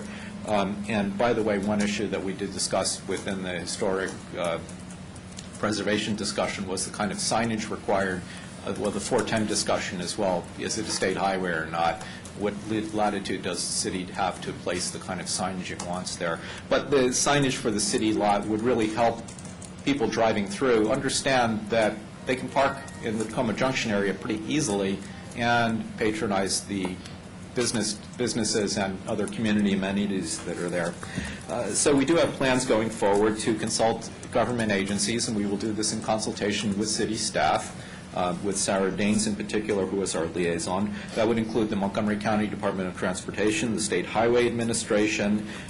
We also have plans to consult with nearby residents and community associations, and then in particular with the TPSS co-op. So finally, the co-op, as you may be aware, has set up an expansion task force and has allocated a serious sum of money to that, $500,000. The last item in your packet is a board resolution from the TPSS Co-op Board setting up the expansion task force. Lori Charkoudian is here. She is former president of the Co-op Board through the end of this last year, and she will say a few words about that. It seemed very appropriate to bring that up because what the Co-op is the leading business in the Tacoma Junction area, of course, with no disrespect to any other, including historic Tacoma. So, you know, what they want to do is going to be of great interest to the community. So with the mayor's agreement, we are carving out a couple of minutes for Lori to give you an update. Great. Thanks. I'm Lori Charkoudian, speaking now on behalf of the co-op as a representative to the task force. So the co-op for several years has been kind of considering a lot of different possibilities for expansion. This year, also beginning to build a reserve in that direction. And so this year, over the last year, the co-op created this task force. And what we're hoping is that we can coordinate the efforts of the co-op's interests in expansion with the efforts of the Tacoma Junction Task Force, because one of the directions that we're interested in expanding in is the city lot. So right now, we're looking at all of the various ideas that have come up in the work that we've done in outreach to members.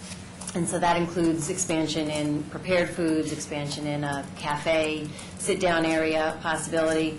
Some of the interesting and creative ones include the possibility of a commercial kitchen that could be used to support micro-enterprise development for local food production that then could be sold in the co-op. More community room and more community space, possibility of commercial, using the kitchen also for cooking classes. So there's a lot of ideas that are tied certainly to the success and the growth and the business development of the co-op itself, which we believe is also a really important community resource. But then some of the expansion would allow for even more kind of community-oriented services that the co-op's interested in being part of. And so at this point, our task force is starting to, we have a joint meeting with the Junction Task Force, the expansion task. Someone should have come up with a word other than task force, because it gets confusing. The co-op's task force has a joint meeting with the Junction Task Force to sort of put out some of the possibilities, and we're hoping that part of the business development plan that we can discuss will include the co-op's expansion. We are also considering, on the table, is the possibility of going into some of the spots on the Carroll Strip, but I think that the more significant interest is in looking at the lot and developing on pieces of the lot. And then, of course, that requires a lot of creative thinking about what we do with parking. That's sort of where the conversation is right now, and I'll take questions when we all take questions. Even though it didn't light, Councilmember Wright.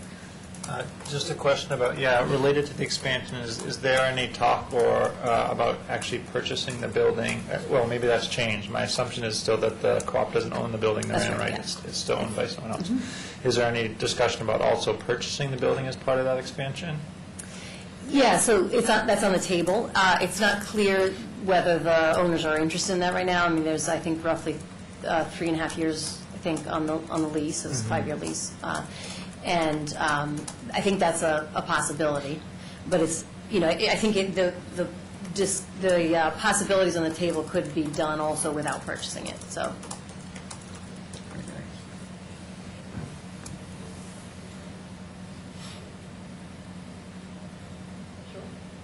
Okay, so what are the possibilities? I think with that, I think that one possibility is to stay in the current leased building while construction is happening in the lot, and then move out of the leased building into the new building potentially on the lot, and then doing reconstruction to the current leased building if we were to purchase it, and then sort of connecting the two. And so that would be a much more significant expansion. So that's also on the table.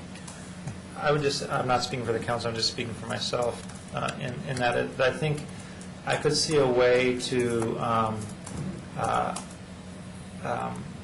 having a preferential deal with the co-op around expansion that might be different from a market rate deal on the lot, but it would be hard to envision doing that if the owner of the current property somehow might potentially keep that benefit. So it's just hard to, it's something to think through, to structure in a way that maybe you guys have a buy option at the end if you can't buy right now, but something so that you don't improve or add on to the building and then they own that, or it ends up in a funny ownership structure where you own the part that's been expanded but not the old part, and then if he decides to, or the owner decides to do something else, then that expanded part isn't useful. So I just think that's a complex thing to think through, and I'm more interested in figuring out a way to make sure that if we do give some less than market rate deal to an expansion, that it's something that's going to be preserved and create the co-op in that location for years and years to come. And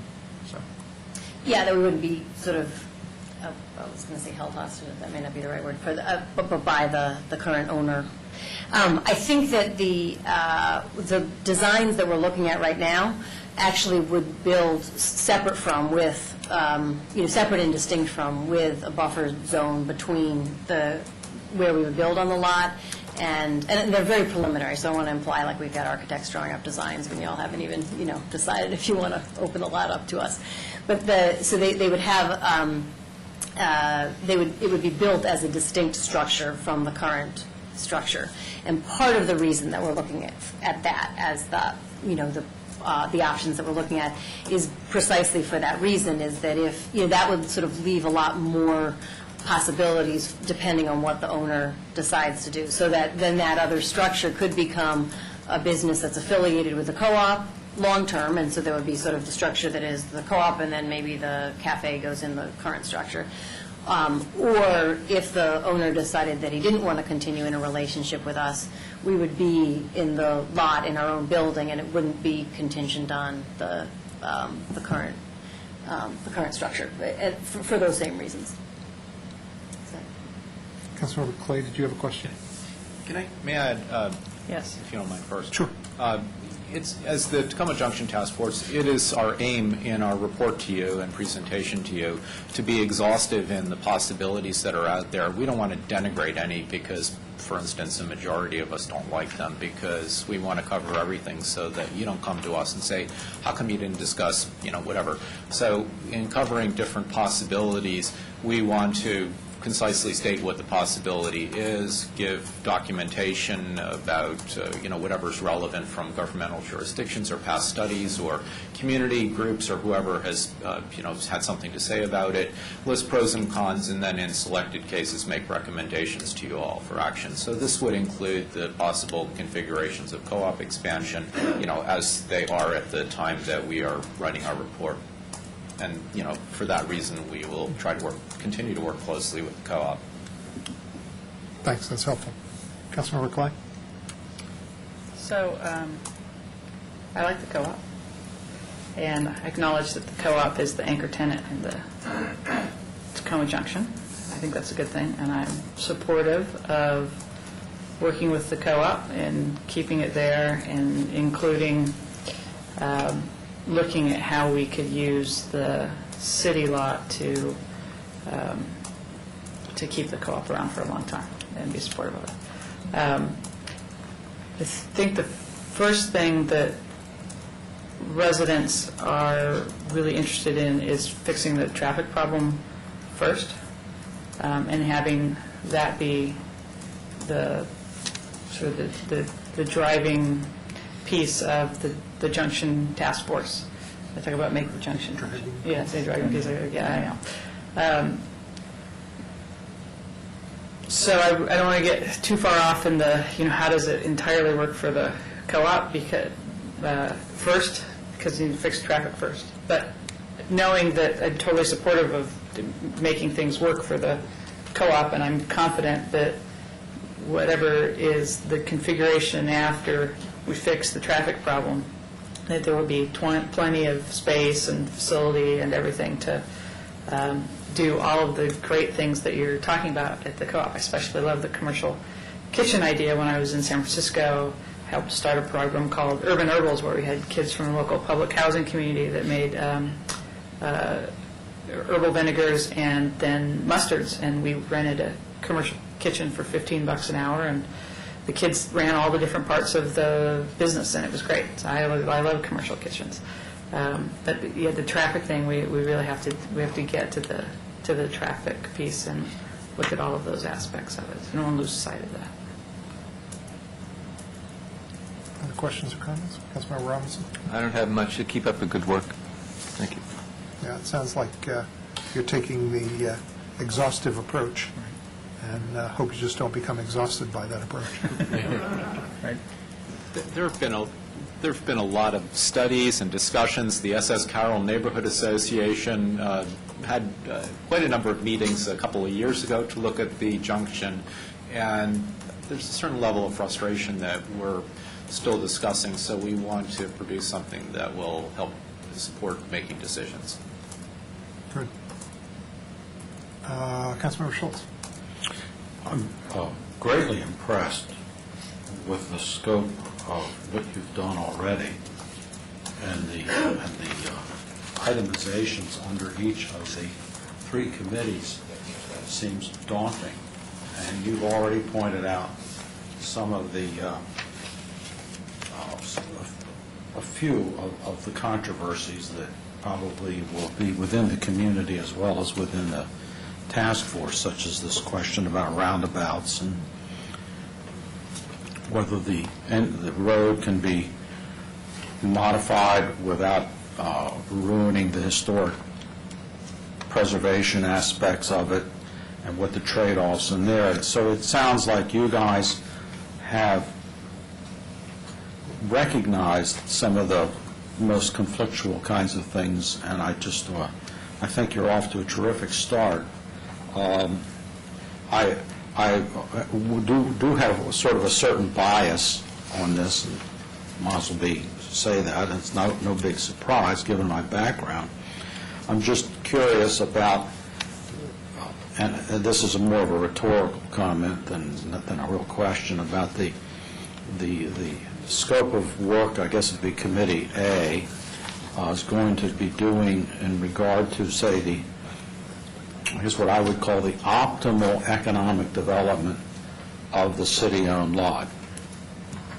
And saying that without prejudice as to what that optimal economic development would be, because I have no idea of what's, from an engineering point of view, what's possible, from a zoning point of view, what's possible, from an aesthetics point of view, what's possible or not.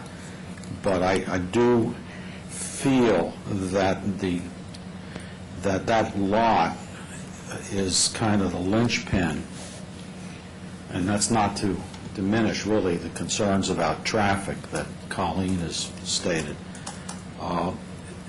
in terms of realizing the economic potential not only for that lot, but also for all the businesses in that vicinity, because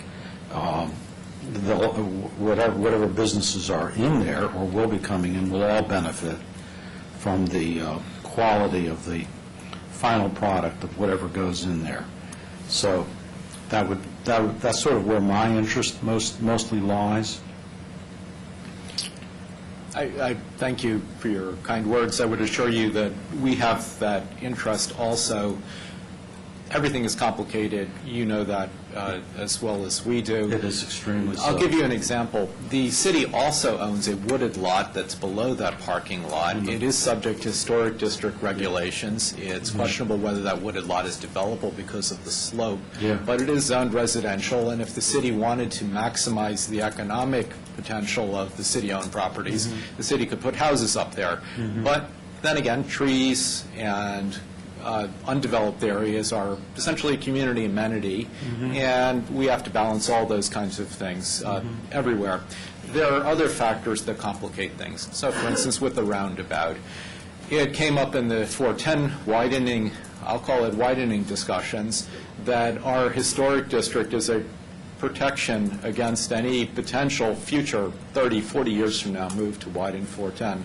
Well, if we start altering the 410 boundaries running through Tacoma Junction, contrary to the historic, it's in a historic district, do we then open the door for someone to point at that and say, well, you compromised on the historic district in changing the street configuration in the junction, therefore you should be willing to compromise in other areas that are less appealing to us for development.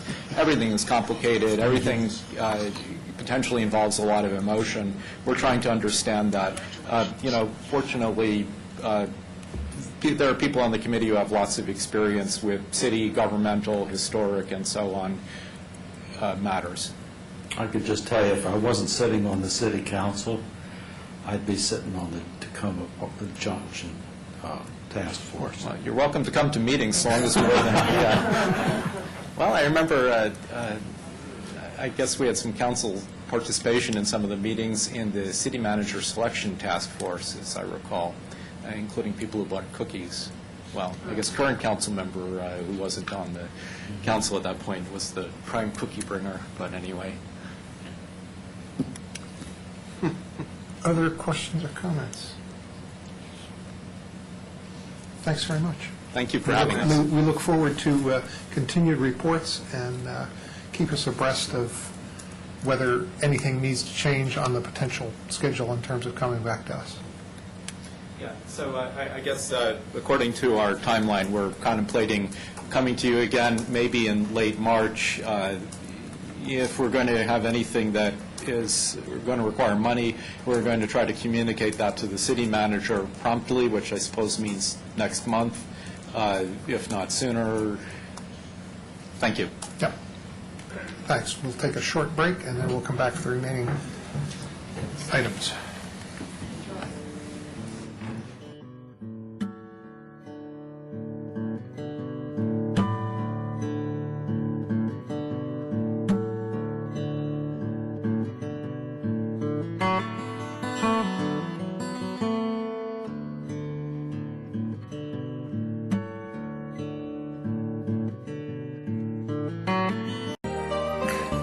And we're going to have an update from the Recreation Committee.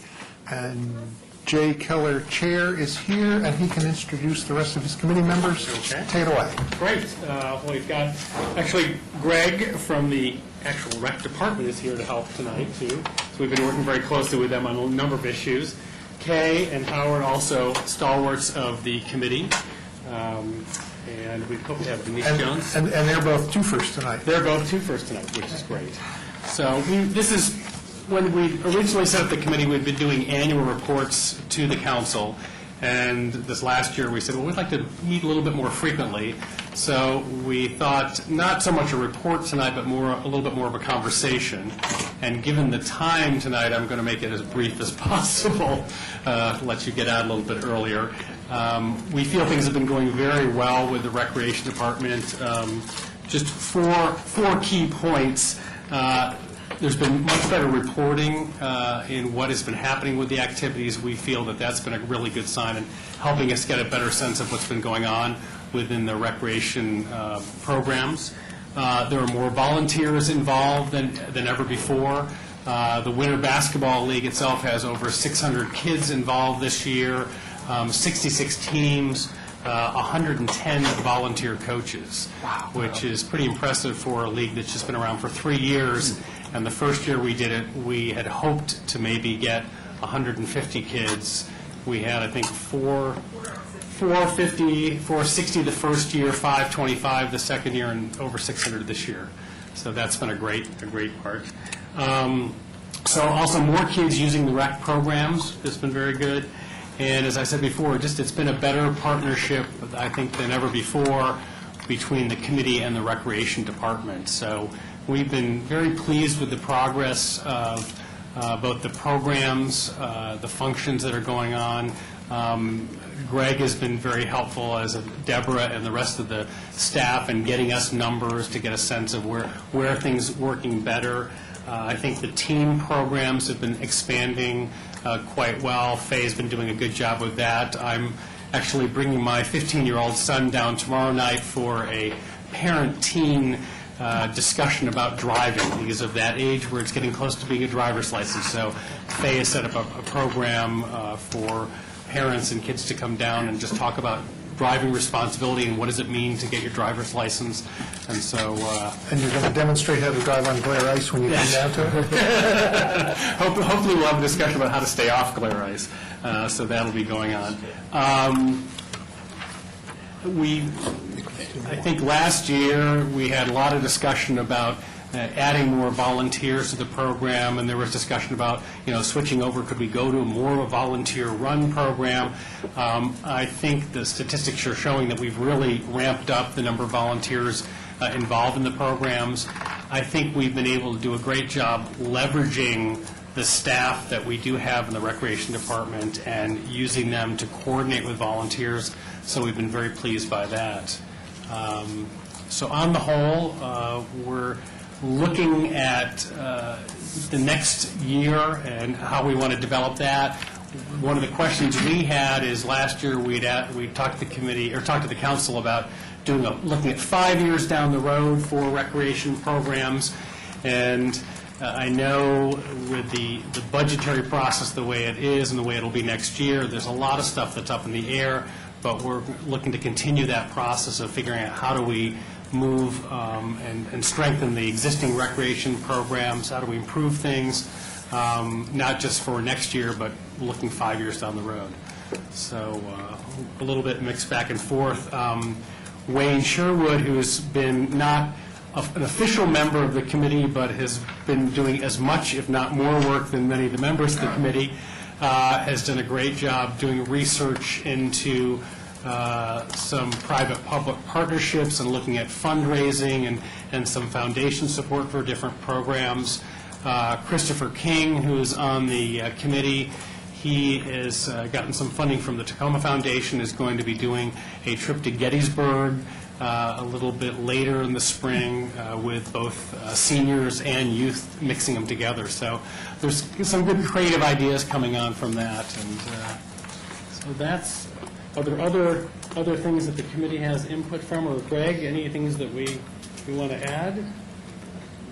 Oh, the Media Lab is up and running, and how many, you want to get up and tell a little bit about the Media Lab? Good evening. How's everyone? Fine. All right. The Media Lab is now up and running. We have 8 iMac computers in the lab. We have started in the latter part of January music production classes for young people. We have Final Cut Pro, beginning, intermediate, and advanced classes that are taking place in there now. And we also have classes in learning how to DJ for young people. So those are the classes that we have now.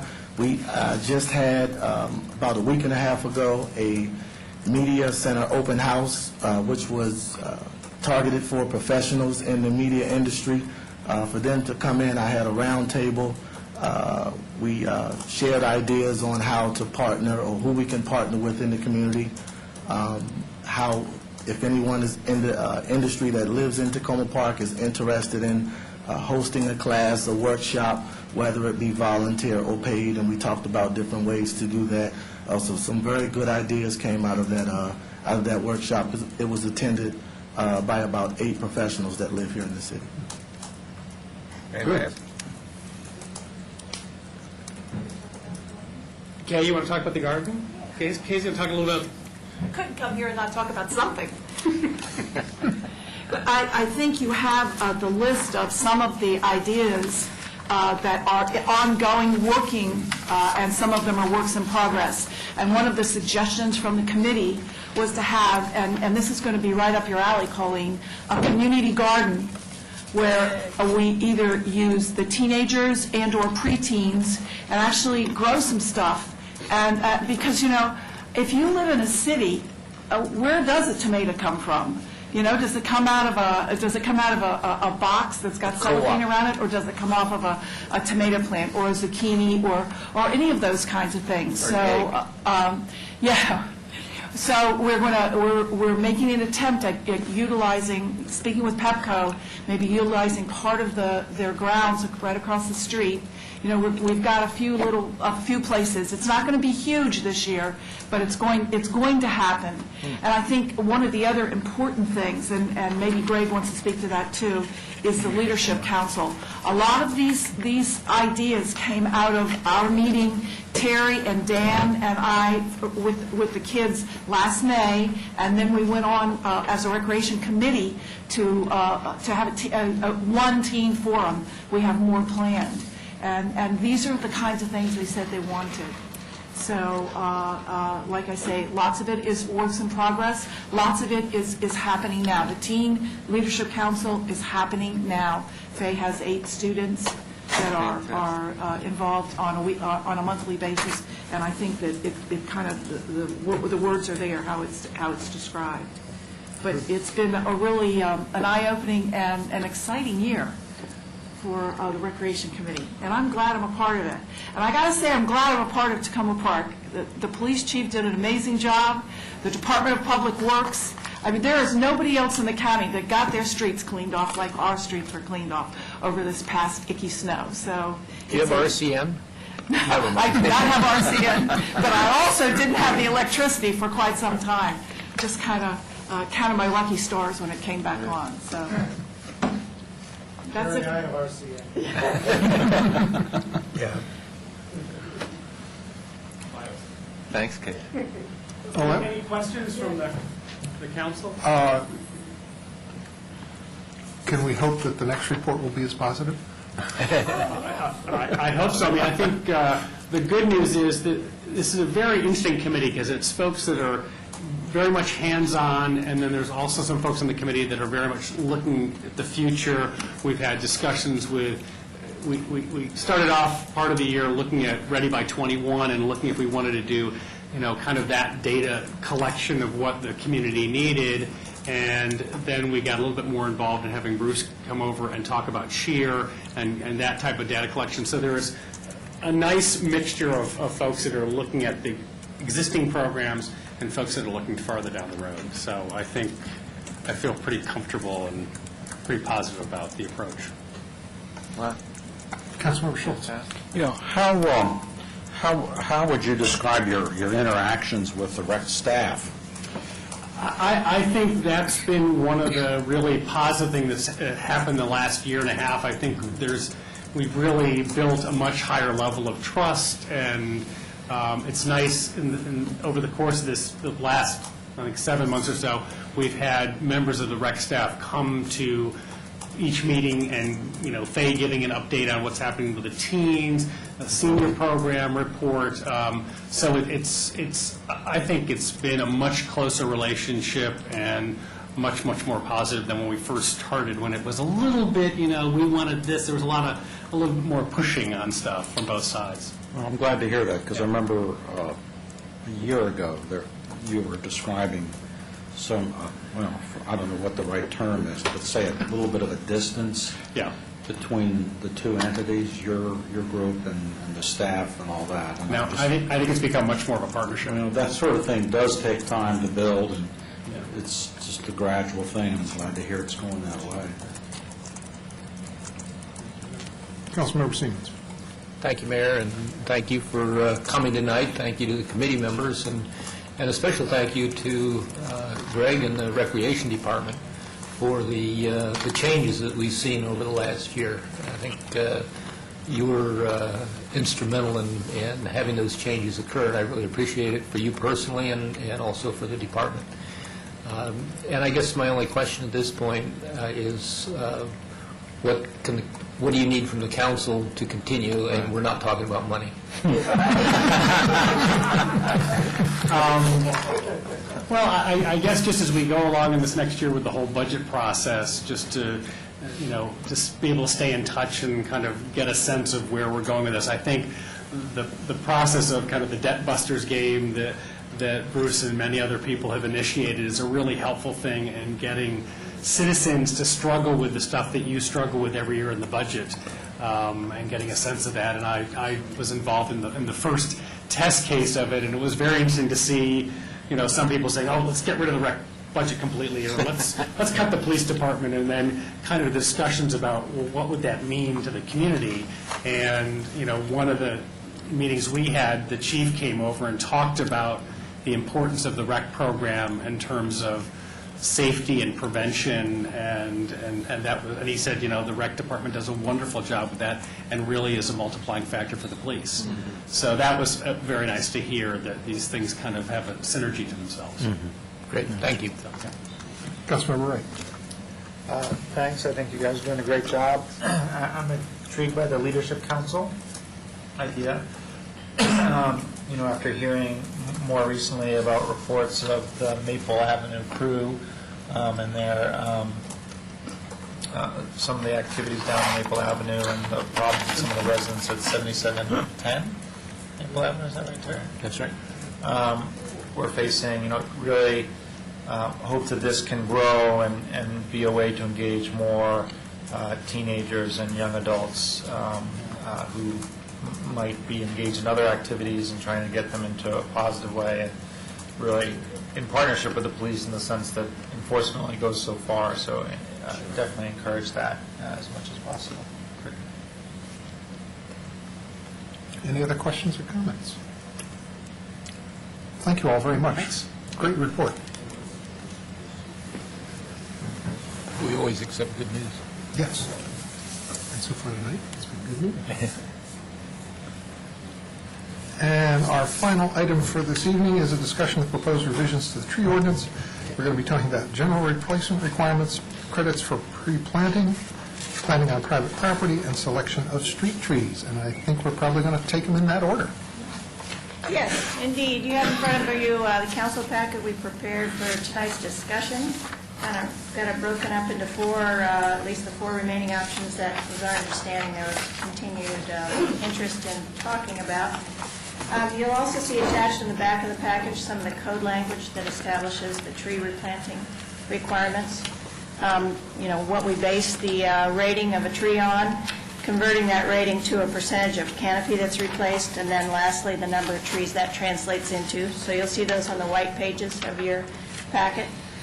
That's just to, again, show you the detail in the code that relates to replanting if there's interest in the council on revising or revisiting or changing in any way those replanting requirements. It would be a change in the code language.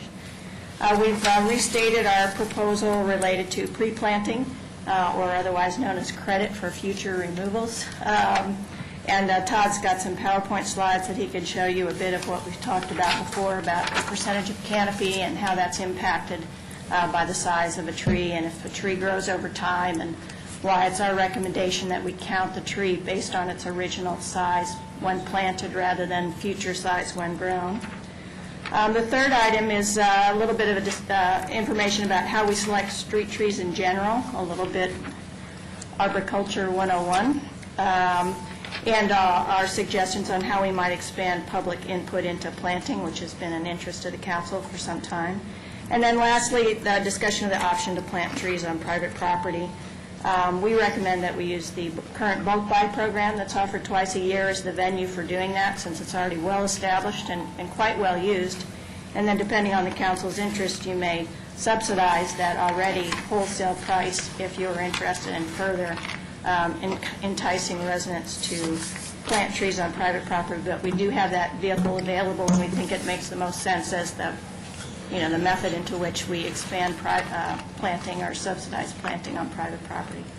So with that, we answer any questions, or if you have any need for additional information. So I think first we'll talk about the tree replacement requirements. I'm trying to remember which pieces you had some PowerPoint or whatever. Which ones were those on, the second? That's mostly the pre-planting. The second one, the credit towards future replacement. Okay. So the tree replacement requirements, when we look at the sheets that you gave us,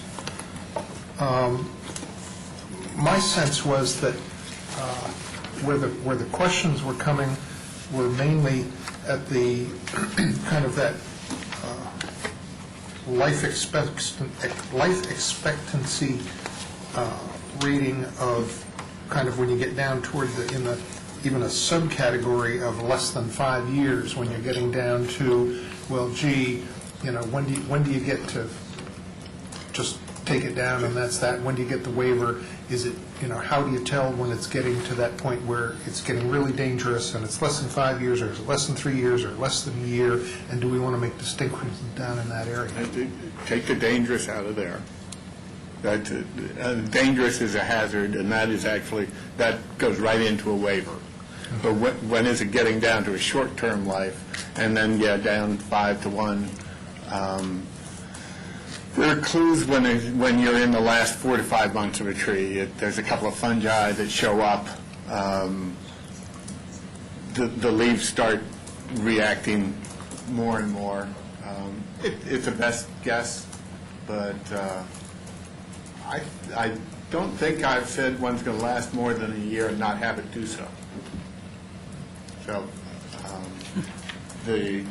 it's a cumulative score in part, with the less than 5 years being one, but even if it's in bad shape up top, if it's got a 5 to 30 years, it gets 2. It is the table works as a table. And I think if you're going to go that way of picking something that would make a determination that replacements aren't required, you have to use the results of the whole table, not just that one section, because I could be wrong either way. And it could last 10 years.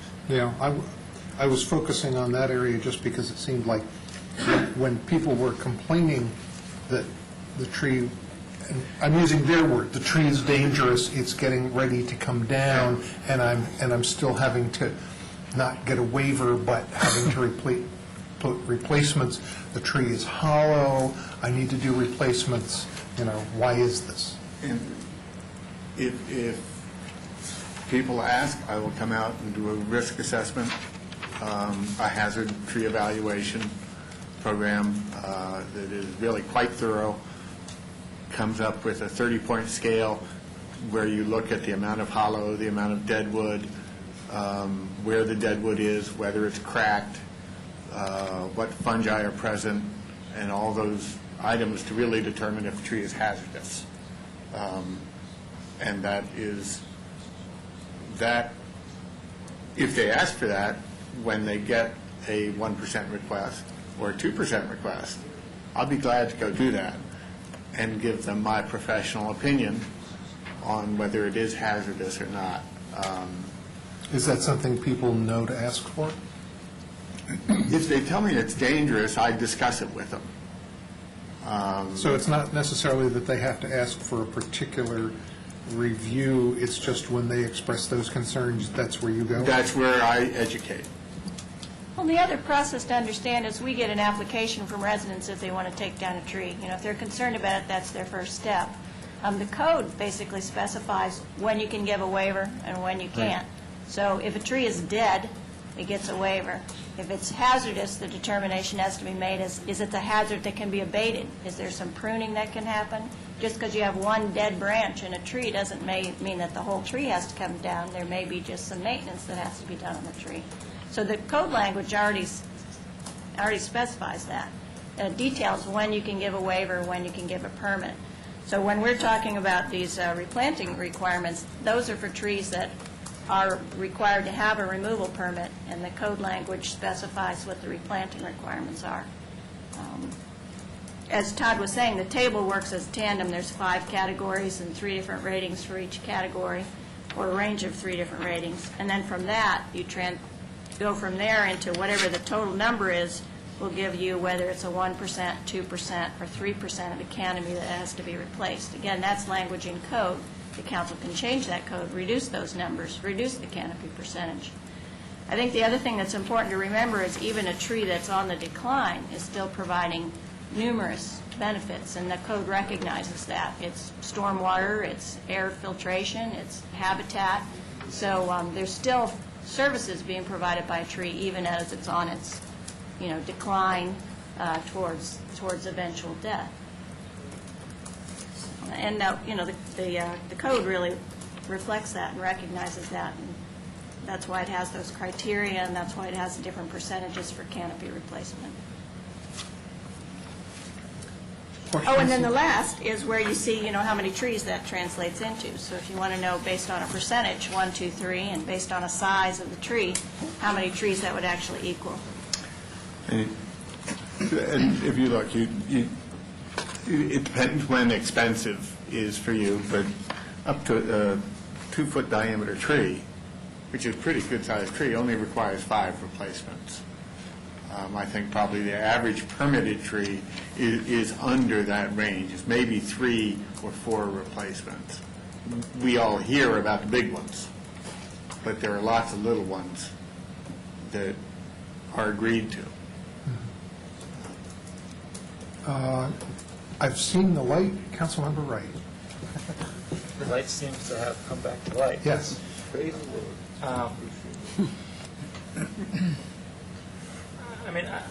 I don't have a better proposal for how you do this, right? It seems like it's a fairly a process you can articulate and show someone they may not like it. My only point would be, I think this table at the end is very interesting, right? And one of the criticisms I think we've gotten is that it's not totally clear to people that when they move to Tacoma Park or when they buy a house in Tacoma Park, that the magnitude of what they could be responsible for. So my case would really be not to change this in any way, but to say that we have some additional way that we need to educate people, whether it's when you buy a house, there's something you have to sign that means you fully understand your obligations, because it's not only this, it's also the maintenance of the tree, right? Right.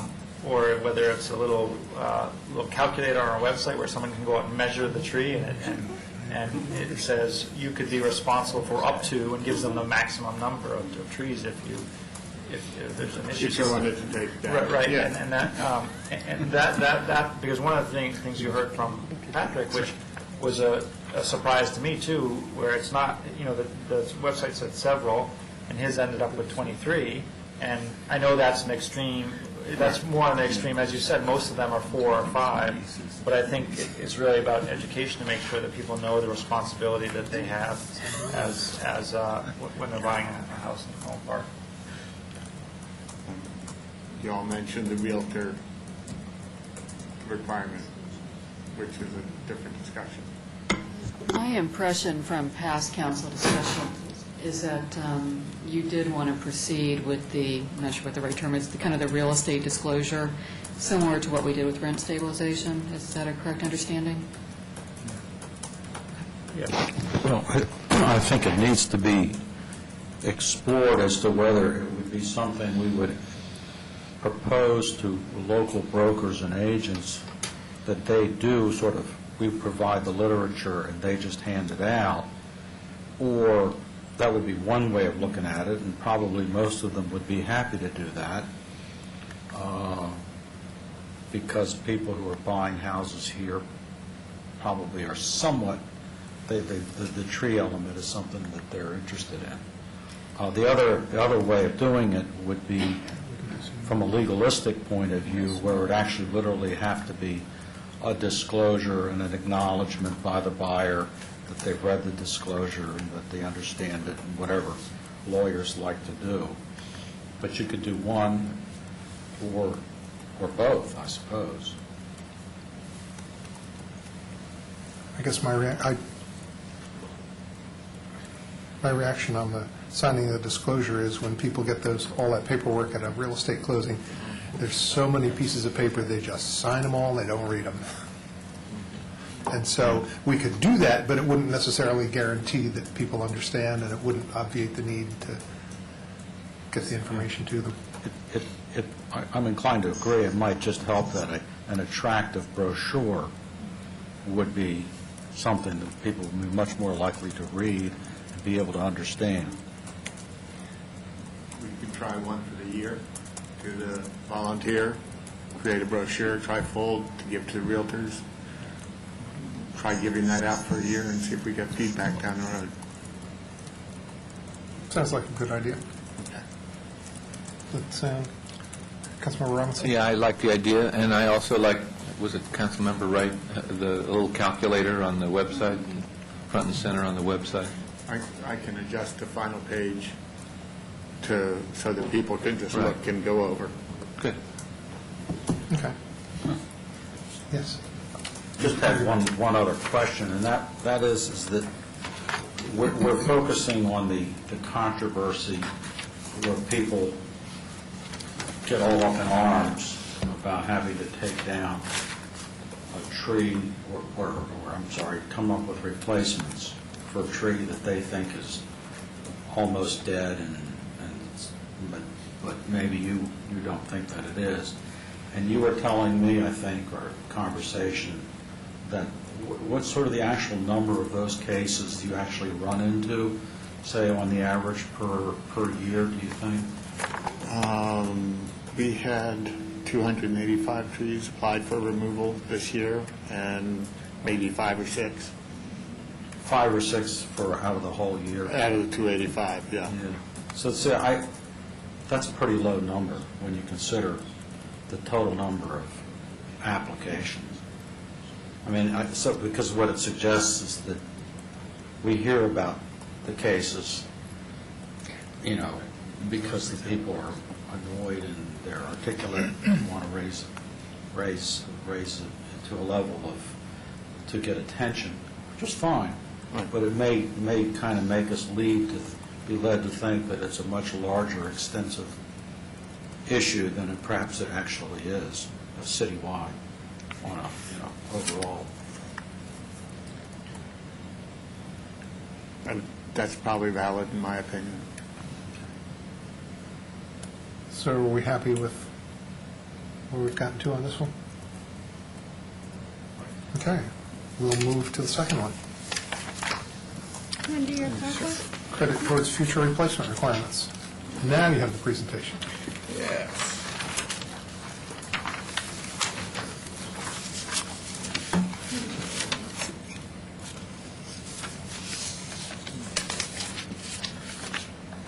This is, no,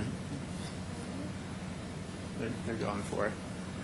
And you all can see it on your screen. Magic. This is just going back to, I think it was the last one, when I talked about the valuation of resource units provided by the Piedmont. This is where the calculator on Davy Tree comes from, on Casey Trees comes from. It's USDA. They broke the country into, I think, 7 sections, and we fit in the Piedmont, and there's the coastal plain, and the Rocky West, et cetera, et cetera.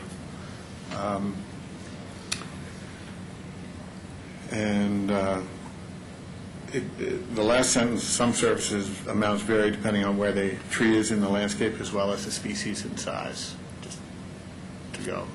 And miniature annual report, since I have to do one, but I've been here 3 weeks already this year, maybe I'll just do this as my annual report. The numbers here for 2010, actually it was 348 applications. 348 trees were applied to be removed. Out of those 348, 205 were dead or hazardous or dying soon, and so they got waivers, no replacements on those. I gave preliminary approval for 115 trees. That includes both undesirable species and the permits issued. So 80 trees out of the 115 preliminary approvals were removed. So 35 decided they didn't want to take the tree down. And those may be some of the ones you heard because it was too costly.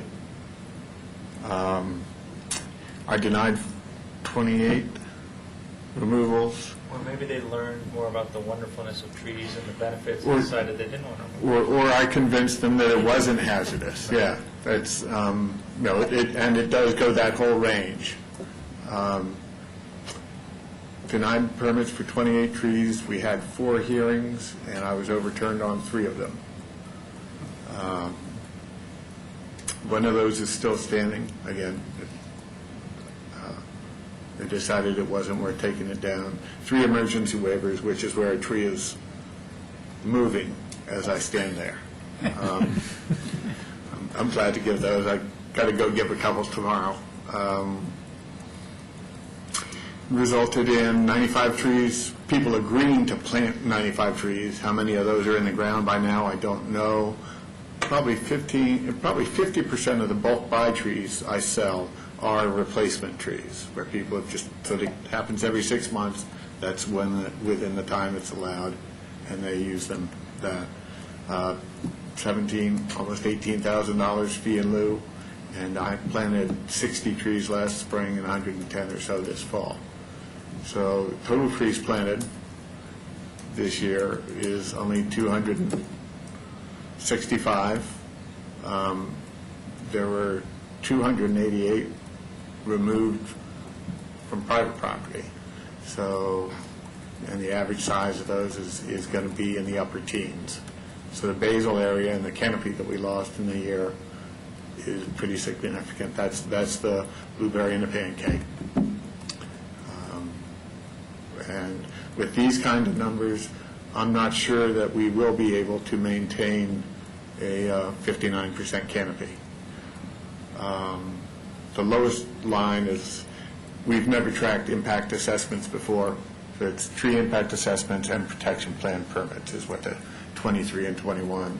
That's since July when we started charging a fee for it. We've started tracking them. Any questions about what you got there? And this is to the issue of pre-planting and how to arrange to give credit for pre-planting. What I did is I took the Piedmont Community Tree Guide and their average broadleaf deciduous tree was a red maple. I sort of created a data set for the red maple that determined the basal area, canopy square footage, and put it up against a 30-inch tree that is being removed. And this is a number that we've used before. It has 707 square inches of basal area. 2% of that, it's an average tree, requires 14 square inches of basal area put back, which is the equivalent of 8 1.5-inch caliper trees.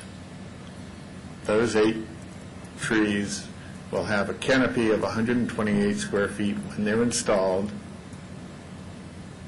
and the 14 square inches satisfies the 2%. So that top line in the top right table is what the code requires at this point.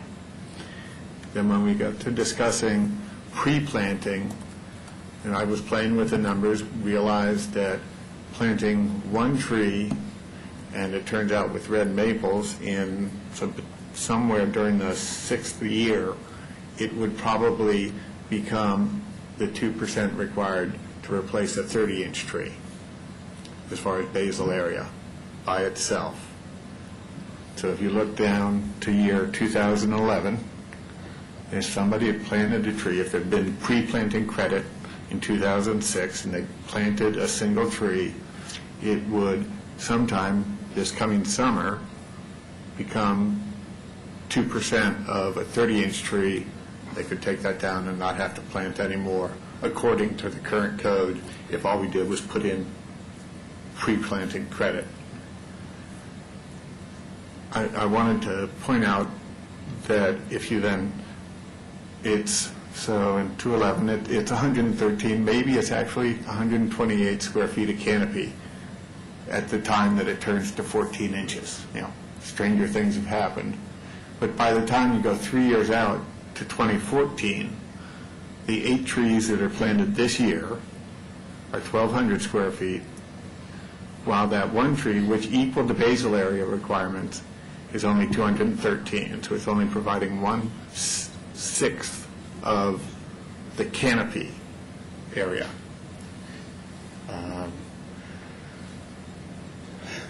I don't know how you deal with that.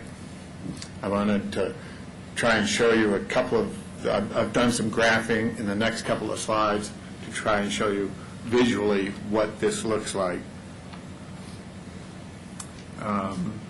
This is the first case where we allow one tree that has 14 square inches in its caliper basal area equal be a replacement for a 30-inch tree taken out. Red maples live 90 to 115 years, sort of in a municipal area, in a backyard. If you took the tree out when it was 30 inches, which is where the blue ends, if you didn't take it out, it would sort of be the red, and it would go up and then get feeble and then die. So that's why the red is the blue continued.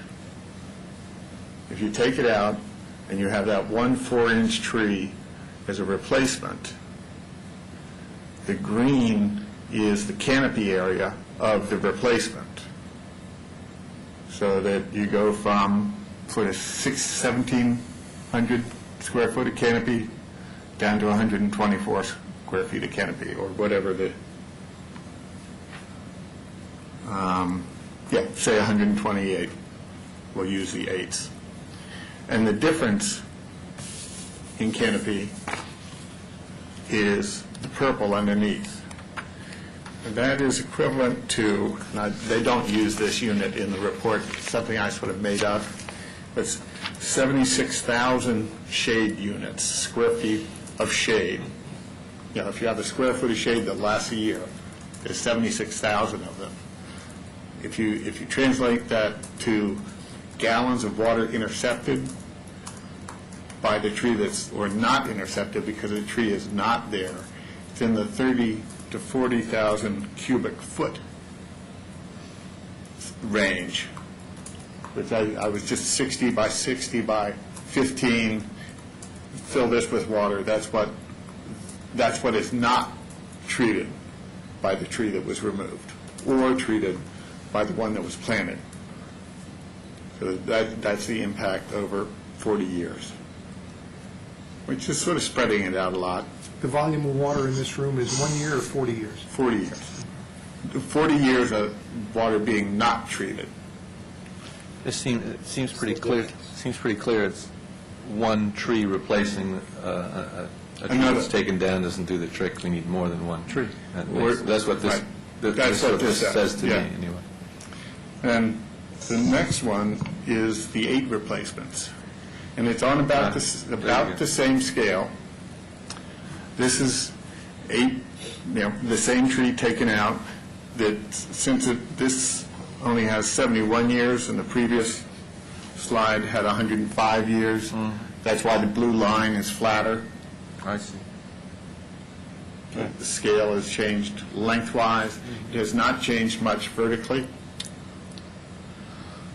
And this is 8 replacements, starting at 124 square feet, 128 square feet canopy.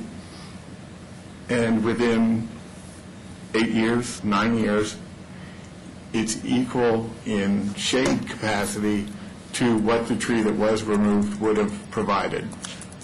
We're still in the credit towards future replacement requirements, Right. aren't we?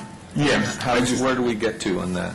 Well, that's what I wanted to show you is the difference, and then let you all try and figure out how you would want to give credit. Okay.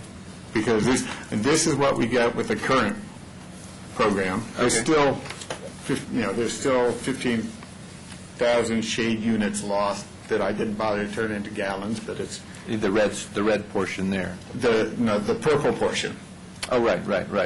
But this is an investment. I mean, to me anyway, if I can interject here, you're talking about investment in future shade and cover and all that stuff. And it's clear that if you plant more trees, the red or the purple is short-term loss. But then, if the green is in this scenario, then that investment starts to pay off in some years. So I can see how that really makes sense. And we don't get that investment if we say you get credit for a tree at whatever point you plant the new tree. If that's what this is. Yes. If we don't get the investment, if we say that we don't, that you get the credit for when the tree is matured. Right. Is that what you're saying? That's I guess what you're saying. So we need to give credit for when you put it in. When you plant the tree. Right. It's convincing to me, but. Can you go back to the previous graph for a second? So does this graph assume some overlap, or no? It does assume no overlap. Well, the scale is such that you don't see. I mean, the first horizontal line is 1,000 feet. So the green is in the range of 120.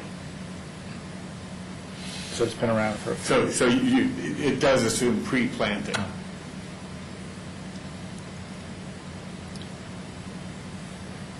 Well, what's what's confusing about this graph is that you say the red is if not removed. Correct. And I do that because if it was a tree that was knocking over a retaining wall, I buy a house, there's a tree here next to my retaining wall, I think ahead, that tree's going to damage the retaining wall, I know I'm going to want to take it out, let me go plant a couple of trees first. Then how do I give you credit for those 2 trees that you knew you would need when you took the tree out for the retaining wall? But the old tree stays there until it is removed. Right. So that this chart has a misleading quality. That No, that's what he's saying. He's saying if you look where that first white line is, Vertical? that vertical line, that the tree's actually already been around for, there's about 40 years. The blue tree is 55 years old and is 30 inches in caliper. And the green tree? And the green tree has been planted for 10 years or 6 years. Oh, it has already been planted. Vertical bar?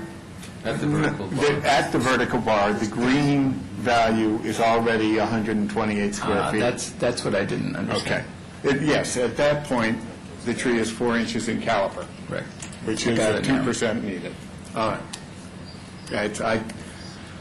We've been through many iterations on this, trying to figure out how to do it. There's a little tiny green tail under that blue. Under the red. Yes, under the blue. Okay, right.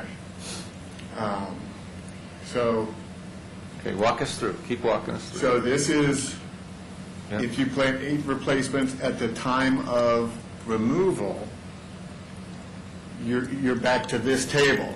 Right. And so within 3 years, you've got more than 6 times as much canopy.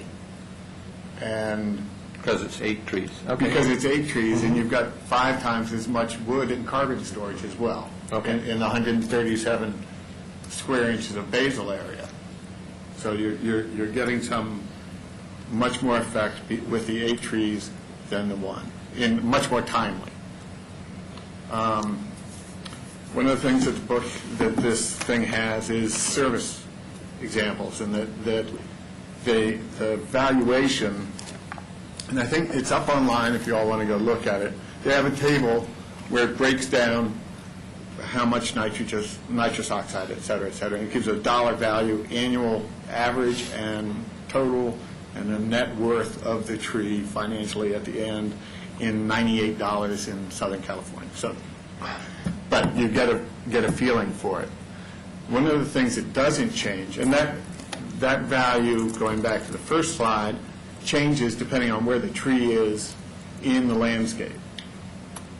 If it's on the west side of the house, it's worth $18 a year. If it's on the south side, it's worth $15. If it's on the east side, it's worth $17, just in energy reduction.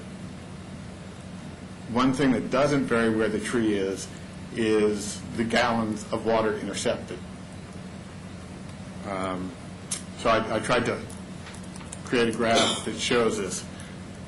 One of the things that really is important is that you understand that a tree is not just canopy, square foot of canopy. So what I tried to do here is I put a plate up on a pole like Ed Sullivan, and I spun it. And so that's the one on the left, which is a square foot area of the tree, just looking down on the top. It's oval just so you can see it's round. Then in the middle one, I dropped it down and I turned it into a marshmallow, which is round but flat on top and bottom. So that's still not what a tree looks like.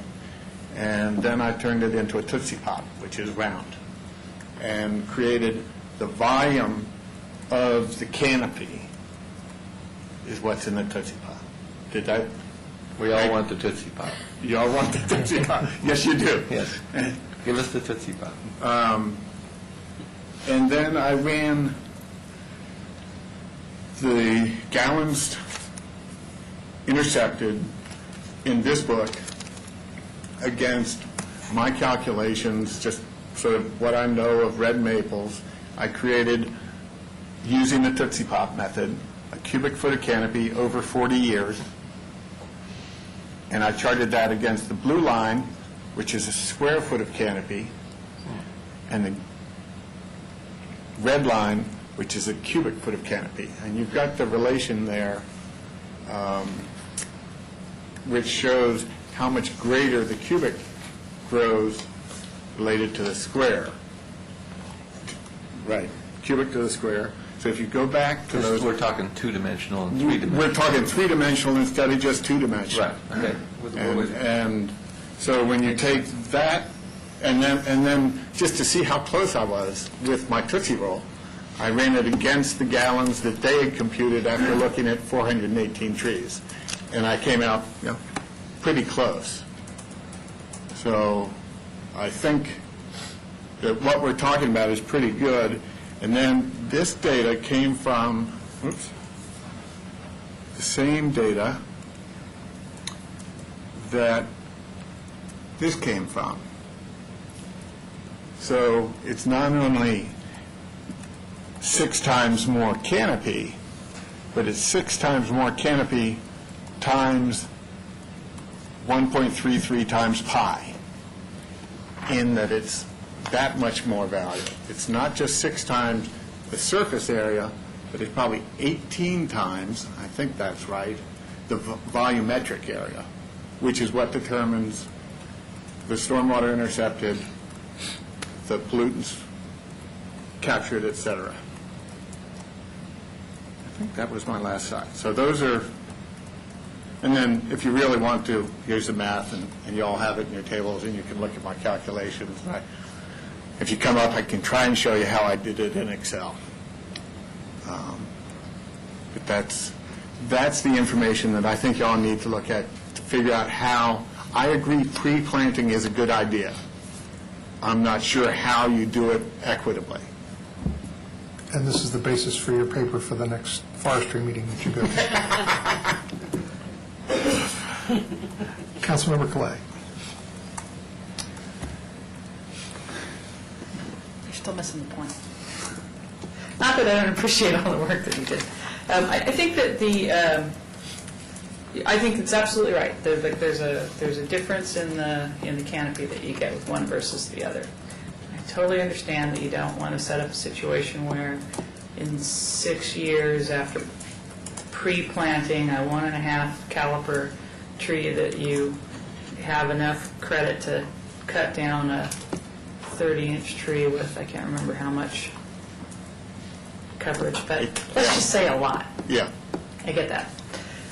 But I think there's another part of it that doesn't get addressed, and that is encouraging people to replant trees on their property.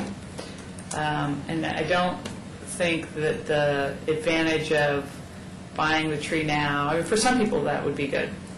It would be good for me. But I think it doesn't quite get to a little bit of incentive to get people to pre-plant.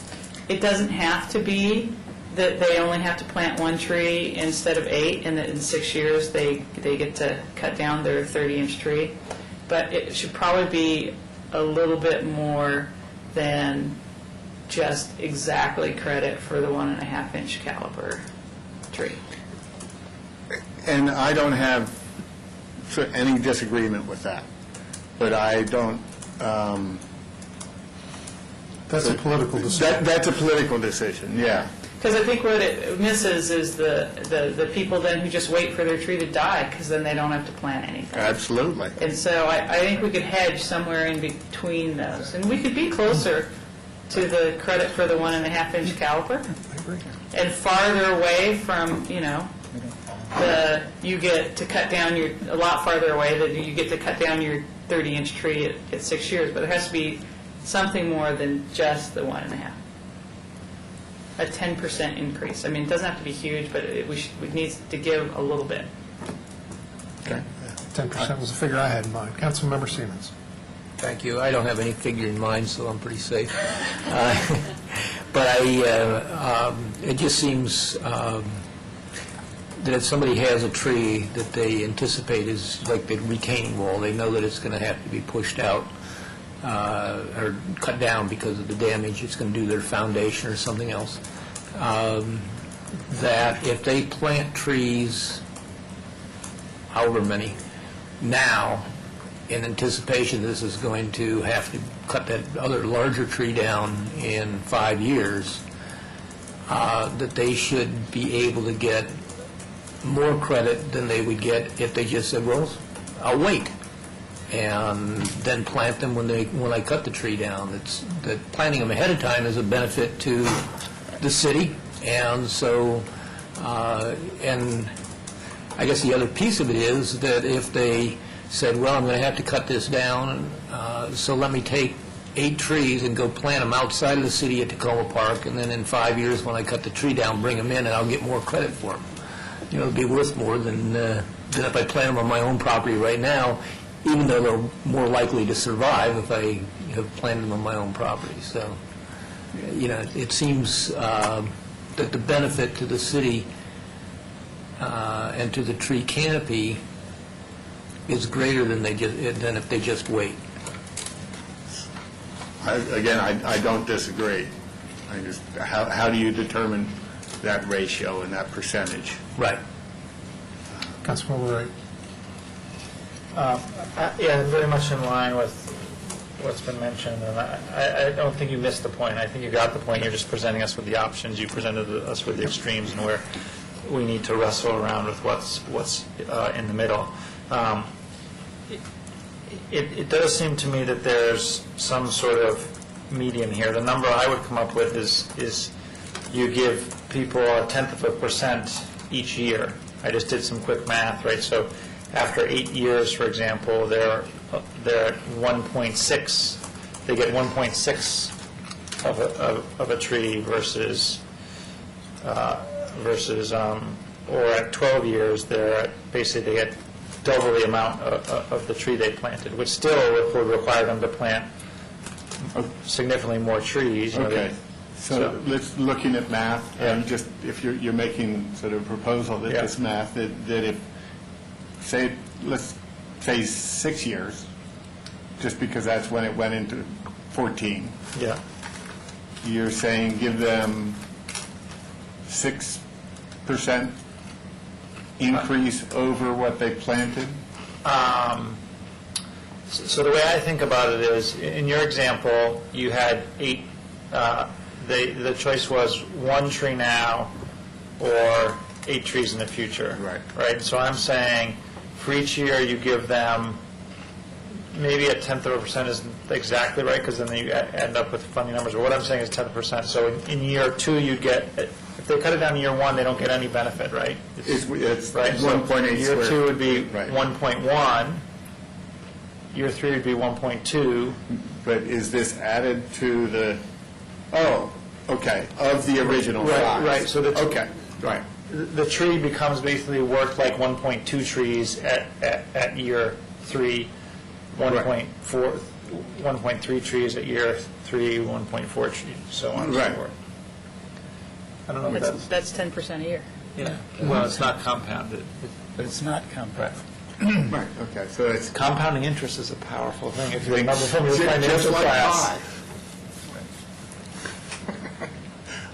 So 10% a year is so if you planted, you'd be getting approximately sort of 5%, looking from 1.8 to 3.1, you're saying that at the end of the first year, it would be worth 1.9 square inches basal area. Or Well, not the... Is that right? No, that's 10%. No, that's 5%. You're going to have to stick with the lollipops if you want me to follow. Actually, at the second year, it would be worth 1.98. But I think, just in the interest of time, I think you get the sense that there's some number that gets... I can send it back. That I think probably leans towards doing more, but, still requiring the person to do more than less, but gives, leans in the direction of giving them some credit. And I think the other benefit to that is there's going to be some people that plant the tree with the idea that they're going to get credit, and then they never cut the tree down, nothing, and then we get a free tree. I would just like to suggest, as you look at this further, to come up with a percentage that it might be helpful to use M&Ms. But they're not on sticks. Another way. At least they're all on bean counting.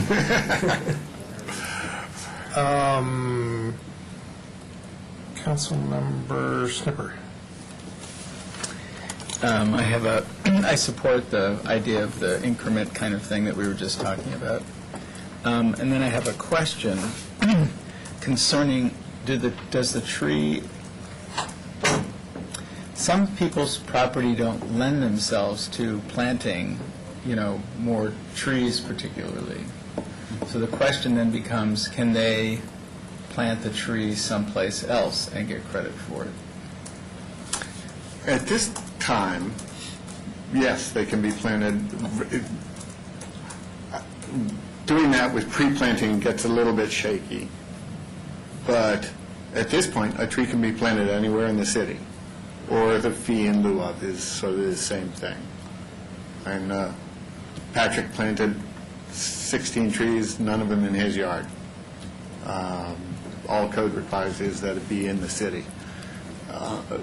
Pre-planting on others' property gets a little bit iffy because the person with the tree that they're going to take down has to track that tree and inform the buyer that they can't cut that tree down. Right.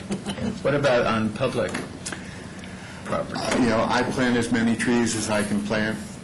I'm not sure I would want to accept responsibility for other people planting trees. And my land is really almost limited in that when you look at the parks in the urban tree canopy assessment, so what isn't forested is ball fields. Not something that I'm against, but I'm not quite sure how I can do it.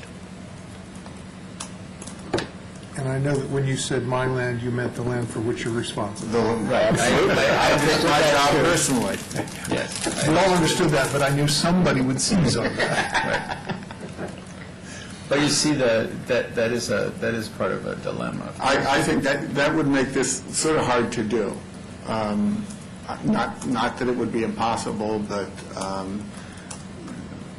that makes it more complex by a factor of 2 or 3. Yeah. Yeah. Okay. And I see 3 more lights, and we've got 2 more items, and it's 10:30. Councilmember Schultz. I'm in concurrence with what was just agreed with or talked about here about sort of creating a little bit of an incentive for people to do pre-planning. And I kind of agree with you that pre-planting on other people's property is a Hatfield and McCoy waiting to happen. Somebody cuts down a tree and somebody else says, you weren't supposed to cut down that tree. I'm going to cut you down. Anyway, those are just some asides. Actually, a third aside is that this concept we're talking about pre-planning, seems to, an analogy is like in financial planning is an annuity, if you think about it. You're putting money away and letting it grow so that at some future point you can pull that money, a stream of money out of it that will support you financially for whatever that's worth. And I don't think it's worth anything, but in any case, I thought I'd mention it. The question I have, trying to be a little more serious here, is that I just sort of wonder how many people actually are going to actually want to or take up the idea of pre-planning. Surely some will. Some will. But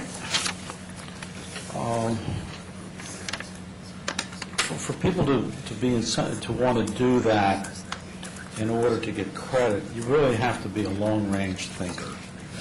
You have to be looking at your trees and thinking, well, that tree's got X number of years of problem. I mean, it's just, I just wondering, and this is really an impossible question for you to answer, so I'm really not asking so much or expecting an answer from you, but I just sort of wonder if really this is going to generate that much in the way of actual tree generation.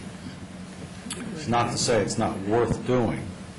I mean, anytime we can get any tree planted, it's worth the effort, I think. The more important issue is that for people who live on properties that have no trees of any substantial size. This is an utterly meaningless exercise because they have no reason to say, oh, I need credits, because there's nothing for them to be taking down in the future. And I don't know how many properties are like that, but I know that in Ward 6, we got a lot of them. And maybe there's some other areas in the city. And I also understand the point you've made previously that what this is designed to do, what you've been talking about, is to preserve the canopy that we have at least 59%. And I guess what just to continue to put teenagers in there so that when the old timers drop, there's some places, there's some trees coming along to replace them. But what I'm talking about is those parts of the city that would actually expand the canopy, the overstory canopy. And the question then comes is, well, how do you get people, if you can't give them an incentive, then how do you motivate people to plant trees on property where they don't have trees? Part of it's a cultural problem, because some people just don't understand it or don't appreciate trees.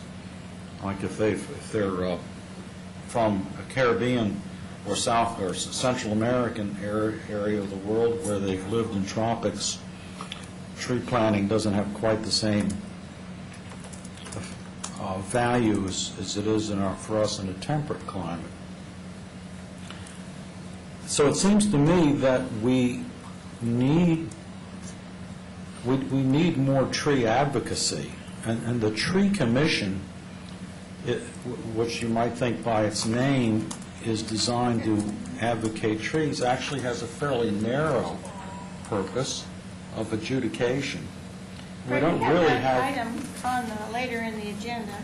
Huh? We have that item, the planting of trees on private property, that we can get to. But if we want to wrap up the pre-planting. Okay, we almost drop that and just go and let you continue? Well, I mean... I'll agree to that. It's related to this specifically. Okay. Councilmember Robinson and Councilmember Wright. I'm in favor of pre-planting credits. I don't like the idea of going back to check the tree. So I'm in favor of getting a credit when you plant it and then be done with it. I'm not even in favor of going and finding where the tree is or was or whatever. And I think that the slot value would take care of all that. So, and I think that's also a way to encourage trees being planted on people's yards that don't have trees, if it's Ward 6 or wherever, because then there's some sense that you could go out and plant one somewhere else. I thought there was the sense that you were going to have to go back out there when they were going to take down the tree anyway, and so you'd see it. Right. Well, I'm okay with planting on other people's property. I'm okay with pre-planting credits. I'm not okay with any kind of with any going back. I think that if you have the paper in your folder, that's as much as we can ask you to do, and to get into a big analysis of how much they've grown over time is, I think that's putting too much of a burden on staff. I don't think anybody was proposing analysis of how big they've grown. It was just some incremental credit. Yeah, I think that's too much analysis on the part of staff. I think it's a terrible idea. Councilmember Wright. I just want to clarify something that you said, because it was different, I think, than something you said last week. Councilmember Sniffer asked for paying for plantings on private property, on public property, which you didn't like the idea because you have a set amount of space. And I had asked a question last time of whether someone could basically pay into the tree fund and get a credit now. Are you okay with that? Well, that's different than somebody planting a tree. Okay. If you all decide that somebody can put a fee in lieu of into the kitty now and get credit for that in 5 years, that's another step beyond the pre-planting. And I don't. Prepay. They could get a receipt from the office upstairs for tree planting and send that in with their application. That's. not unthinkable. Right, so there's a couple ways I think that idea allows you, if you don't have space in your yard, or your yard's not appropriate, to say, hey, I actually do want to get a pre-planting credit, I'm just going to give the arborist money, and that's going to go into the tree fund, and it could be used in a variety of ways. We don't have to deal with, hey, did Dan cut down the tree? He and I agreed he was going to allow it to grow. So that's the first thing. And then the second thing, to answer Fred's question, I think if you didn't, if you allowed people to get credit and then sell that credit later at the point at which someone was going to chop down a tree, there wouldn't have to be any of this Hatfield and McCoy issue. Right. But it would create the incentive for John in Ward 6, where there are a lot of available spaces to plant, and then to sell that to someone in Ward 2 who is going to cut down a tree at the time the tree happens. It creates the market, it creates the incentive. Maybe it's too confusing. Yeah, but that then does get to Dan's issue. If somebody plants it on a property that they're cutting down a tree, I've got to go look at that tree anyway. I'm not going to be measuring it. I'm just going to be looking at the receipt, which says it's 5 years old, so it gets 5% increase, and see if it's still there while I approve this removal. And that's really simple. But if I have to go find John and Sam's house, yeah, I hear that. That gets pretty complicated. Yeah. But if you could look in your record, did they pay me into the tree fund? That's easy to do. Right. Can I try and summarize where I think we are and then get agreement or disagreement, and we'll go to the next one? I lost a little bit of the kind of the head nod of agreement or disagreement on Josh's first point. So I'll say I'm not totally clear on that one. But I think that there was a majority agreement that we want to go forward with this and apply some kind of incremental credit to the pre-planting credit along the lines of the 0.1 per year, whatever it is that works. You know, if that's what it is, run it and make sure that it isn't too much. And then when we make the changes, we'll incorporate that. Okay.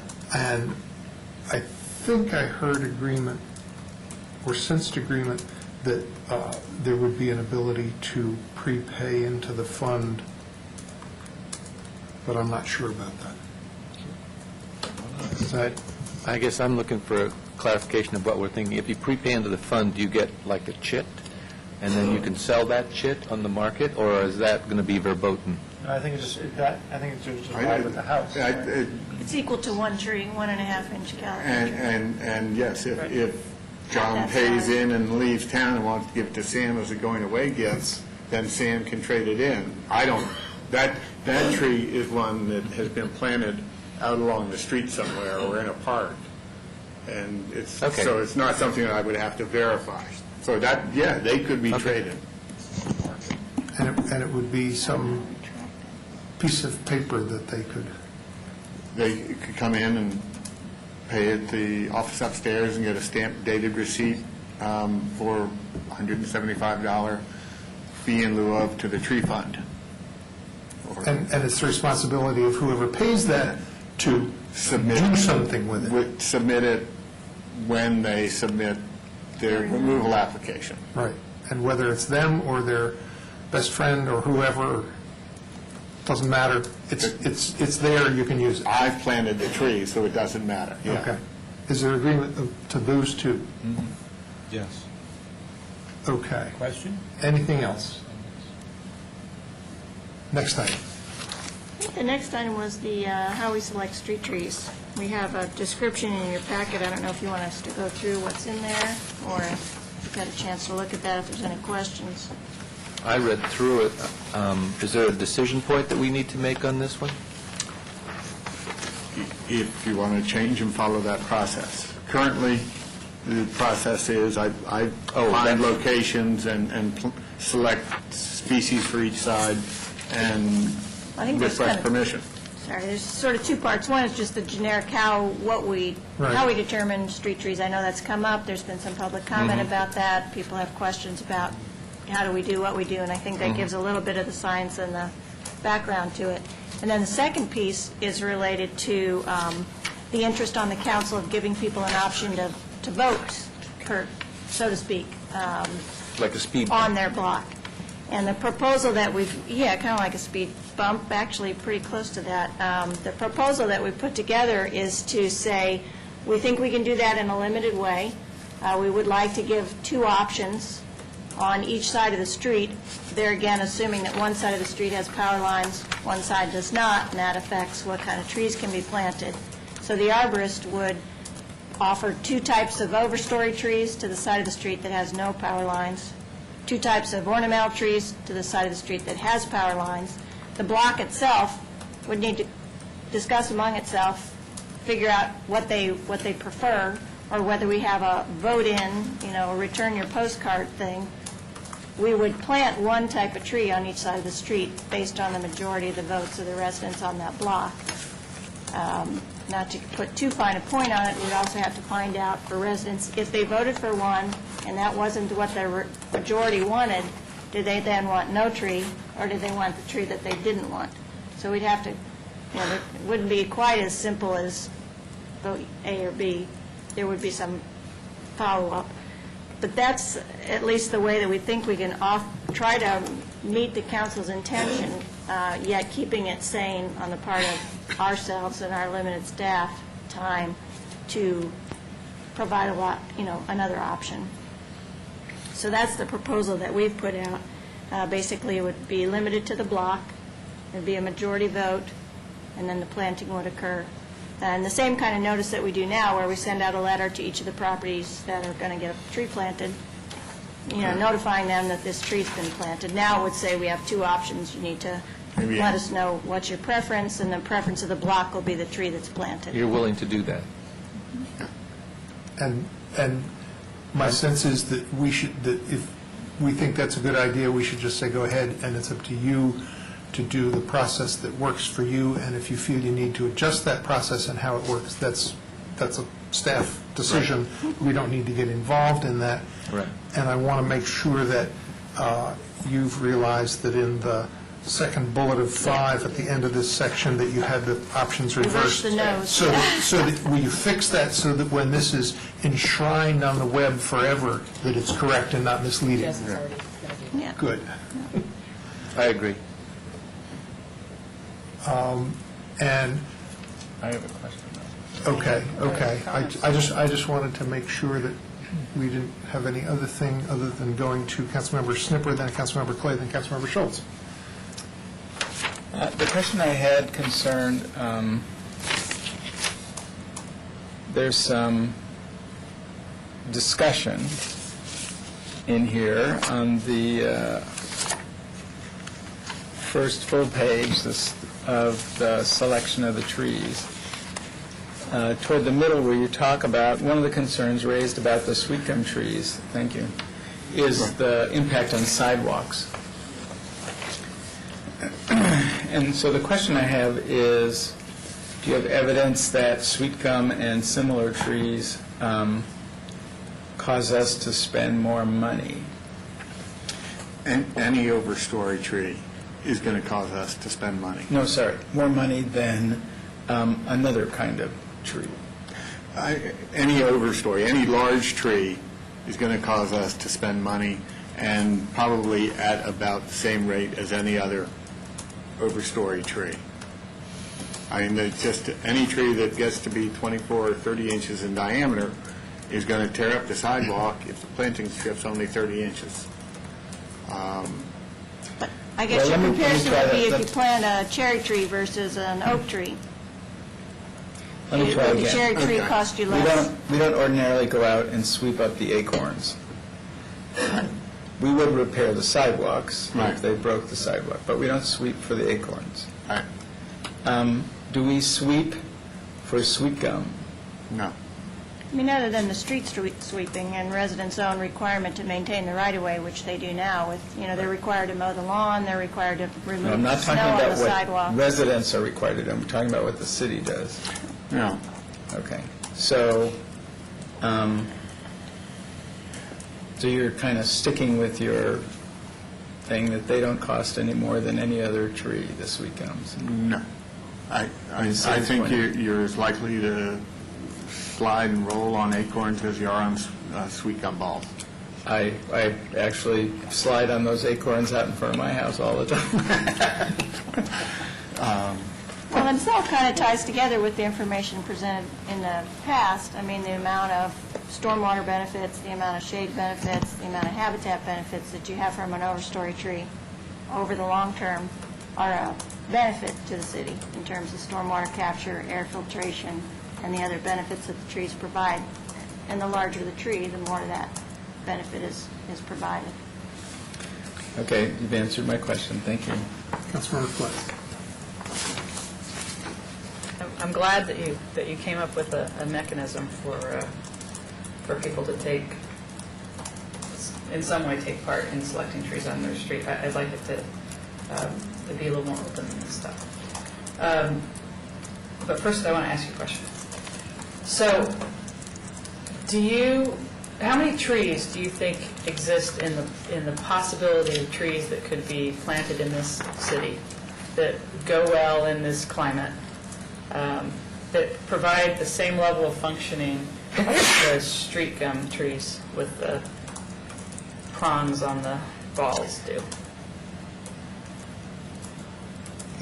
We're in one of the most diverse woody plant areas in the nation because we're at the cold and tropics. So we have a very high number of woody plants. How many species, and I... Could you plant 100 different kinds of trees instead of the street gum tree and get the same benefit? 1,000, 10 different kinds of trees? What's the ballpark? Well, you see, there's more, it depends all of the benefits that you're counting in. The white oak tree harbors and supports more insects and wildlife than any other tree on the mid-Atlantic coast. When you get over to Zelkova, it only harvests or only supports 5 bugs, even though it's an excellent street tree. So it's not only... I understand. So given including the habitat, how many do you think you could plant besides the street gum? Besides sweet gum, there's, I would say, maybe 80 suitable street trees, but then you get the 30-20-10, right? And we've already got 20% of the trees in town are maples, or 10% or 15% are already rosaceae. So then we have to, that then shrinks the pocket. And one of the things was that there are no sweet gums in the street tree inventory until now, and no other members of the street tree that family in the inventory. And it's a native tree, so it supports that extra diversity in wildlife, insect. My residents don't like the sweet gum trees with the balls on them, and I would appreciate it if you would not schedule any more to be planted in my ward. They don't like the ginkgos either. They also don't like the ginkgos. If I had to pick 2 trees that I hear the most about that residents don't like, it's ginkgos because they smell bad, apparently. Just females. Yeah. Okay. Well, okay. I'll keep my mouth shut. And the sweet gums. So here's the thing. So I think it's good to let people choose. I think, and I understand that you don't want to do too much work on it, so an A/B message seems good. But it's like to suggest the consideration of an alternative, and that would be that you pick a street tree for the street, but then you tell the residents that if they want to organize and get whatever, 51% of the signatures or 60% of the signatures for a particular tree, then they can do that, and they have a certain amount of time to do it in. 30 days or 60 days or whatever it is that they have to do. So you say, I'm going to plant ginkgo trees in your front yard unless you guys all get together and say otherwise. But then I think that the option of trees should be broader. I mean, you have to know what the trees are, that of those 80 trees that are good street trees, you have to know which ones are available because you haven't hit 20%, 10%, or whatever they are. But I think they should have more than 2 choices. And I'd be perfectly happy if you wanted to make it easy by saying, here's the tree that we think is best for your street, but if you want to get together and get us... An opt-out model instead of an opt-in. Okay. Where they would be providing the option. So you would give them the broader list, and you would just assume you were planting what you picked unless they self-organized and got together and picked another tree. I have a contract for 25 trees at a given price. 25 species. Okay, well then you So- can put it in that 25 species. Well, and I can go through and call those down to what I don't have a lot of and see. Yeah. That's Sure. If it ends up being 4 or 5, then that's what it is. So that would be an option off of what we presented, and I guess we want to hear from everybody as to which type they like best, or something else. Councilmember Schultz. Well, I kind of think that giving citizens a choice, which is an awfully democratic thing to do, giving a choice of 2 as opposed to a choice of more than 2 improves the odds of you're getting some kind of an agreement within a reasonable period of time. The more choices you give, the less likely that people in a block are going to be able to agree, I think. And so I would suggest that you pick some plan, whether it's this one that you've already proposed or the one that Councilmember Clay is suggesting. Try it as a pilot and see if it works, rather than our sort of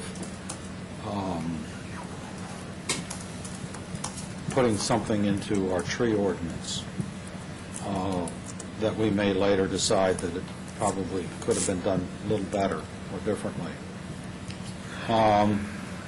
The question I'm concerned about is the possibility, and I just not sure I understand this, of could somebody have the option of saying no tree?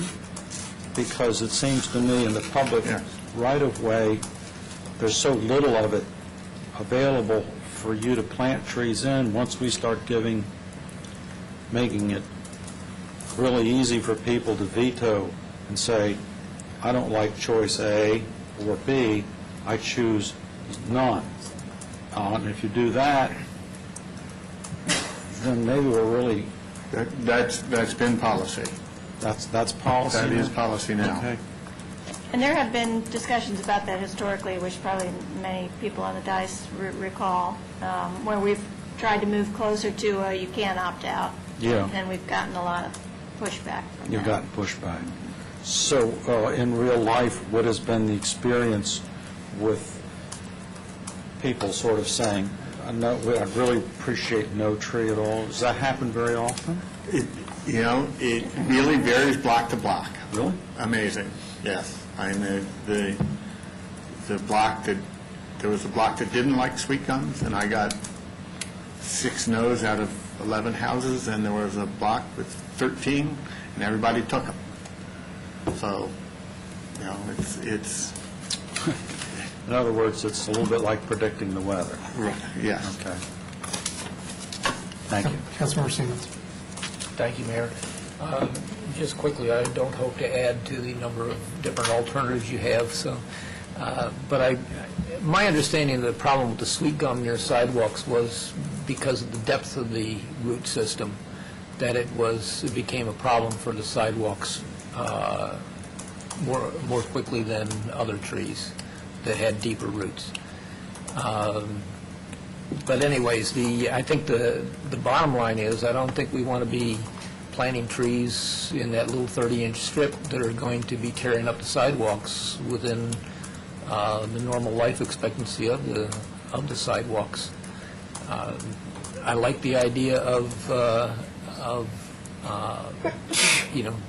residents having participation in choosing the trees that are going to go in front of their houses, even though they don't own that section of land. And I know that the desire that I hear most often from residents is for flowering trees along the road.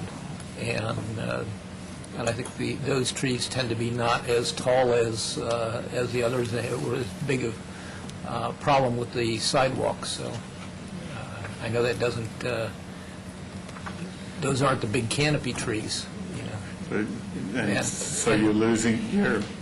But I think you've said that big canopy trees don't make sense along the road, too. So. No, I said that there's not a big canopy tree that you can plant in the 30-inch space that isn't going to damage the sidewalk at some point. But we do have a rotational replacing the sidewalks. I think it's every 20 years anyway. And so I think at that Darrell point, has said that life expectancy of sidewalks is beyond 20 years. I think 20 to 50 years is what we got in the package. 20 to what? 20 to 50 years. Right. I mean, we've got I know estimates the that'll road tell you. surfaces are more frequent, but the sidewalks are much longer. Yeah. Well, we have a cycle now of 20 years street resurfacing program, and in that program, we take a look at the sidewalks, the curb and gutter, the driveway aprons, and we repair anything that's a trip hazard, cracked, and damaged. So on a 20-year cycle, we're going through all the sidewalks. But when you have a big tree that's moving the sidewalk and cracking the sidewalk, what's the repair? That it's to cut the roofs on the trees, or No, you can build a put a step brick up over the sidewalk roots? over the trees, you can curve around and work out of the area where it's heaving. We've got rubber pavers in some places. I mean, it's been discussed here numerous times about the options where we encounter trees. In our ADA work, we work around trees. And the goal is to make it compliant. So in addition to the compliance, we would also do any repairs or if there's heaved or cracked sidewalks. the best option is things that then, once the cement is cracked, you don't replace it with cement. You replace it with brick, which then gets a little heaved, and you go back and you pick the brick up, put some sand down, put the brick back, and you're good to go for another 15 years. And that's what has been done on Woodland Avenue, 2 doors down from where I planted sweet gums. There's some maples that are this big that already have sidewalks with brick next to them that were planted 20 years ago. I'm happy as long as we don't cause physical problems for our successors. Right, right. There's average $4 a year per tree cost for infrastructure repair. Councilmember Wright. I'm okay with either what you guys propose for choice or what Colleen proposed for choice, or just not trying to plant those few trees that seem to cause problems, but still plant a diversity of trees. I'm open to any of the three. I'd have to say I agree with that and give you the flexibility. Direction from the council? Just, would this be in the form of a pilot to try it out and see what works? Yeah, I won't be planting any trees until next fall, so we've got lots of time to work out the bugs. This fall, 2011? 2011, yes. Yes. The coming fall. And so we can do the mailing. I can try and find out what species will be available from the nursery and do a mailing in, I don't know, like June, July. Have the results back by the end of August and order the trees at that point. And do you want us to try both options, maybe 2 different neighborhoods, and try both options and decide which one drove us crazy, which one seemed to work, which confused people, and... Yep. Yeah. Agreement? Yep. Lastly is the option to plant on private property. I like your proposal. Other comments? Councilmember Slicker. In the second paragraph, you said the council could elect to subsidize all or a portion of the cost of each tree. I like the idea of a portion of the cost of each tree. I agree. Yeah, we do think it's important for people to spend some money. You know, Some investment. psychological studies show that if you don't put No out skin some in the money, game. yeah. And And it's a budgetary item as well. Yeah. I mean, you will be deciding that shortly, but And there could be a percentage on it, and as part of a budget proposal, the city manager could recommend changing that number. Councilmember Ray. I would be interested in having that subsidy be targeted in some way that's not burdensome. So my take on this is there are, if you look at your map, right, there's probably places you can identify that there'd be higher value in having people plant on private property than others, or I wouldn't want to give a break to the people, for example, in my ward who are going to buy a tree already, right? So not everyone in my ward is going to, but, right, so I want to incentivize in certain places that the trees are planted. So is there any way to do that, or to? we could try. I think I would like to do a bit more research before I determine that a tree planting in where there are no trees is really more valuable than one where there are a bunch of trees that are about to die. So I don't disagree, but I'm not sure that there really is a preferable place. Okay. Or it could be something like you get a little bit better price break on the first one that you do. And then do you Or get credit towards the something tree else. you're taking down? given that this is coming from tax revenue, it may become difficult to set aside an area that gets the value versus an area that doesn't. Sorry. I'm just thinking of the Montgomery County versus City of Tacoma Park stormwater issue and the rebate and rainscapes program. And one thing that seems to really irritate people is when they think that they're contributing to the county program, not being able to get benefits. So, if your subsidy for your tree planting on private property is coming from your general tax revenue, and then we just say, but you can't get it, but those folks can, I think there would be some frustration about that. Councilmember Schultz. Okay, I just want to get back to something I was kind of got a little ahead of myself or ahead of ourselves here on, and this is the whole idea of tree advocacy. I mean, incentives, if somebody can come up with incentives to encourage people to plant trees that might not otherwise plant them. I know, to use my ward as an example, a lot of the houses that were built in the northern part of Ward 6 were built in after the 1950s. In those days, construction involved just tearing everything, bulldozing everything down, and building ranch houses. And so there weren't any trees, hardly any trees left. And I think a lot of people in Ward 6, certainly a certain number of them, kind of wish that there was a canopy there. And obviously, you can't wish for, it takes, many years to get one, but the best time to start is now.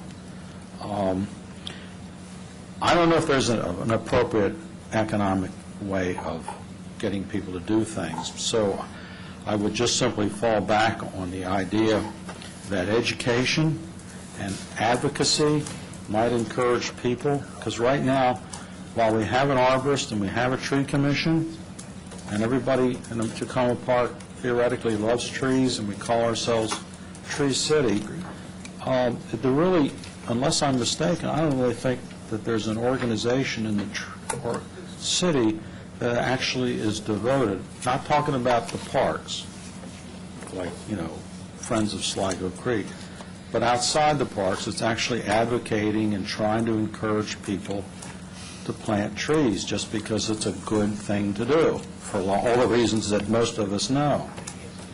I would encourage us, the city council here, to challenge me on that, because if there is, I'm not aware of it, and to sort of figure out why we don't have an organization that could literally help, what it in effect would do would be helping the arborist plant trees where they, get more trees planted and help our canopy expand as well as being replaced as it needs to be. So that's all I want to say. I just think it's ironic that in Tree City, we don't have a group of people that are out advocating for encouraging and educating people on why they ought to be planting trees. Councilmember Robinson. What's a typical tree cost at wholesale from our bulk buy? 175, is that what you said? No, 175 is the fee in lieu. It's $200 for a 2-inch caliper tree, which is generally what I offer in the bulk buy. Okay, so that's our wholesale is $200? $200, 207 plus tax, including tax. Okay. And the Arbor Day, small trees are given away? Given away. Is that now through the city, or is that still through? No, that's through you. Okay. And how many trees do you give away? I order 400 to 500 and give away 200 to 300, and then give out the rest at other locations. Other times, other places. Yeah. We planted 3 trees in our backyard from the Arbor Day over sycamore, which is now like 50 feet high. After 10 years, it's just astounding how high it grew. And a tulip poplar, which is about 40 feet high after 10 years. And a witch hazel, which is about 8 feet high. But that's not bad for a witch hazel. Which is really, but I like the witch hazel a lot. And those were free. So when we're talking about subsidizing planting on private property, I'm not quite sure what we're talking about from a budgetary perspective. And I'm not ready to say, oh yeah, let's subsidize a whole lot of trees unless I know what it costs. So I'd prefer at this point to just go with our Arbor Day kind of 300, 500, and if those smaller trees can be acquired for a small amount of money, I think that's a good approach for us. Councilmember Snipper. It just occurred to me, my brain is going slowly at this hour, that if we're going to do the pre-planting,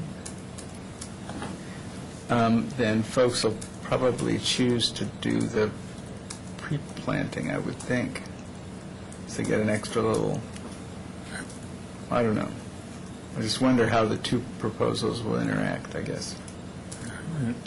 They're cooperative. I don't see anything lost if you pre-plant a bulk buy tree. Yeah, bulk buy trees, I pick out 5 species per year, and I change 2 of them and roll through, so that's pretty restricted, and I use native overstory trees. So if somebody wants a different kind, they're going to have to go somewhere else to buy it. Right, that's true. Which is, we'll modify the multiplier effect a little bit. Councilmember Schultz, was that a re-up? Something new. What would you think of the idea, and this is off topic from what we were just talking about, in the tree replacement section that we talked about last week or earlier tonight, that we change the word contribution to required payment? We use fee in lieu in most of the places. Yeah, because the word contribution confuses people. It makes them think that it's a donation when it's not, or it's voluntary when it's not, and that language adjustment would help. If we were to, in some way, subsidize the trees that are offered, how many did you say again that you order that get sold, that people buy that way? Bulk buy, I average, I do that spring and fall, and it's probably averaging 32 to 35 trees a year, and I think I've done it 6 times now. And let's say 35 trucks, 35 trees a year. 35 trees per season. Okay, so 70 a year. So. And if we... $200. Well, no, we're not saying the whole thing. Yeah. We're saying a piece of it. I mean, if you decided to I don't know, subsidize the... $10. 10%. 10% or the first 20, or, I mean, you can figure out how to... Right, so that the potential budgetary impact is quite small if it's a small percentage of that, but it's still cutting it, so... Do people, do we, I'd just like to get closure on this one and give some direction. Do we want to come up with a percentage of the cost? Do we want to come up with a dollar figure, or do we want to say that change is something that would be in the city manager's proposed budget? That way. I vote for giving some flexibility here and for us to be able to look at it over time, right? Because if, say it's $70 a year roughly now, and we figure out, okay, we're giving a $100 discount, so it costs us $7,000, and the number of trees planted doesn't go up at all, we should stop doing it, because all we're doing is giving the money away to people who are going to plant the trees anyway. But if it doubles, for example, and ends up costing us $14,000, then we know, okay, this is the value we're getting for spending the $14,000. That's why I would leave the flexibility, because I don't think we want to write into the ordinance how much. I think we should leave it up to the... Okay. I mean, the city attorney's already said that legally we're allowed to do it because it's in line with the value of the tree canopy being a public good. So is the flexibility that and the direction that Councilmember Wright just outlined agreeable? Yes. Lay it all on the city Councilmember manager. Klein.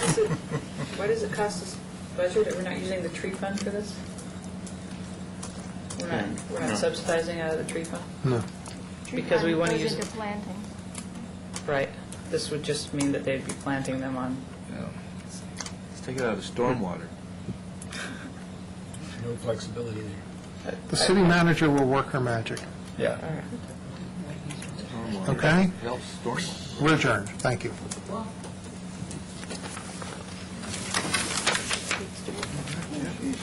Yeah. And that was an hour and a half on that item. Yeah, I know. I would never have guessed we were going to spend that.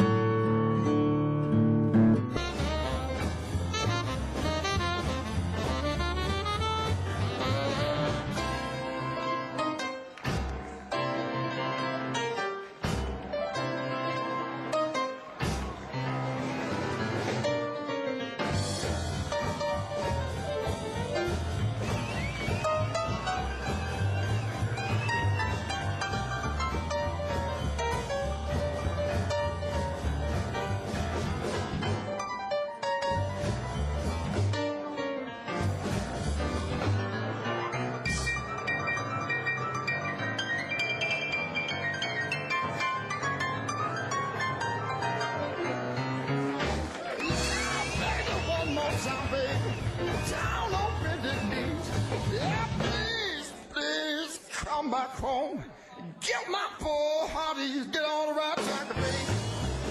Get on the right track, baby. Hey, get on the right track, baby. Hey, come on home. It's really wrong. One monkey there, baby. Yeah, that's what I said.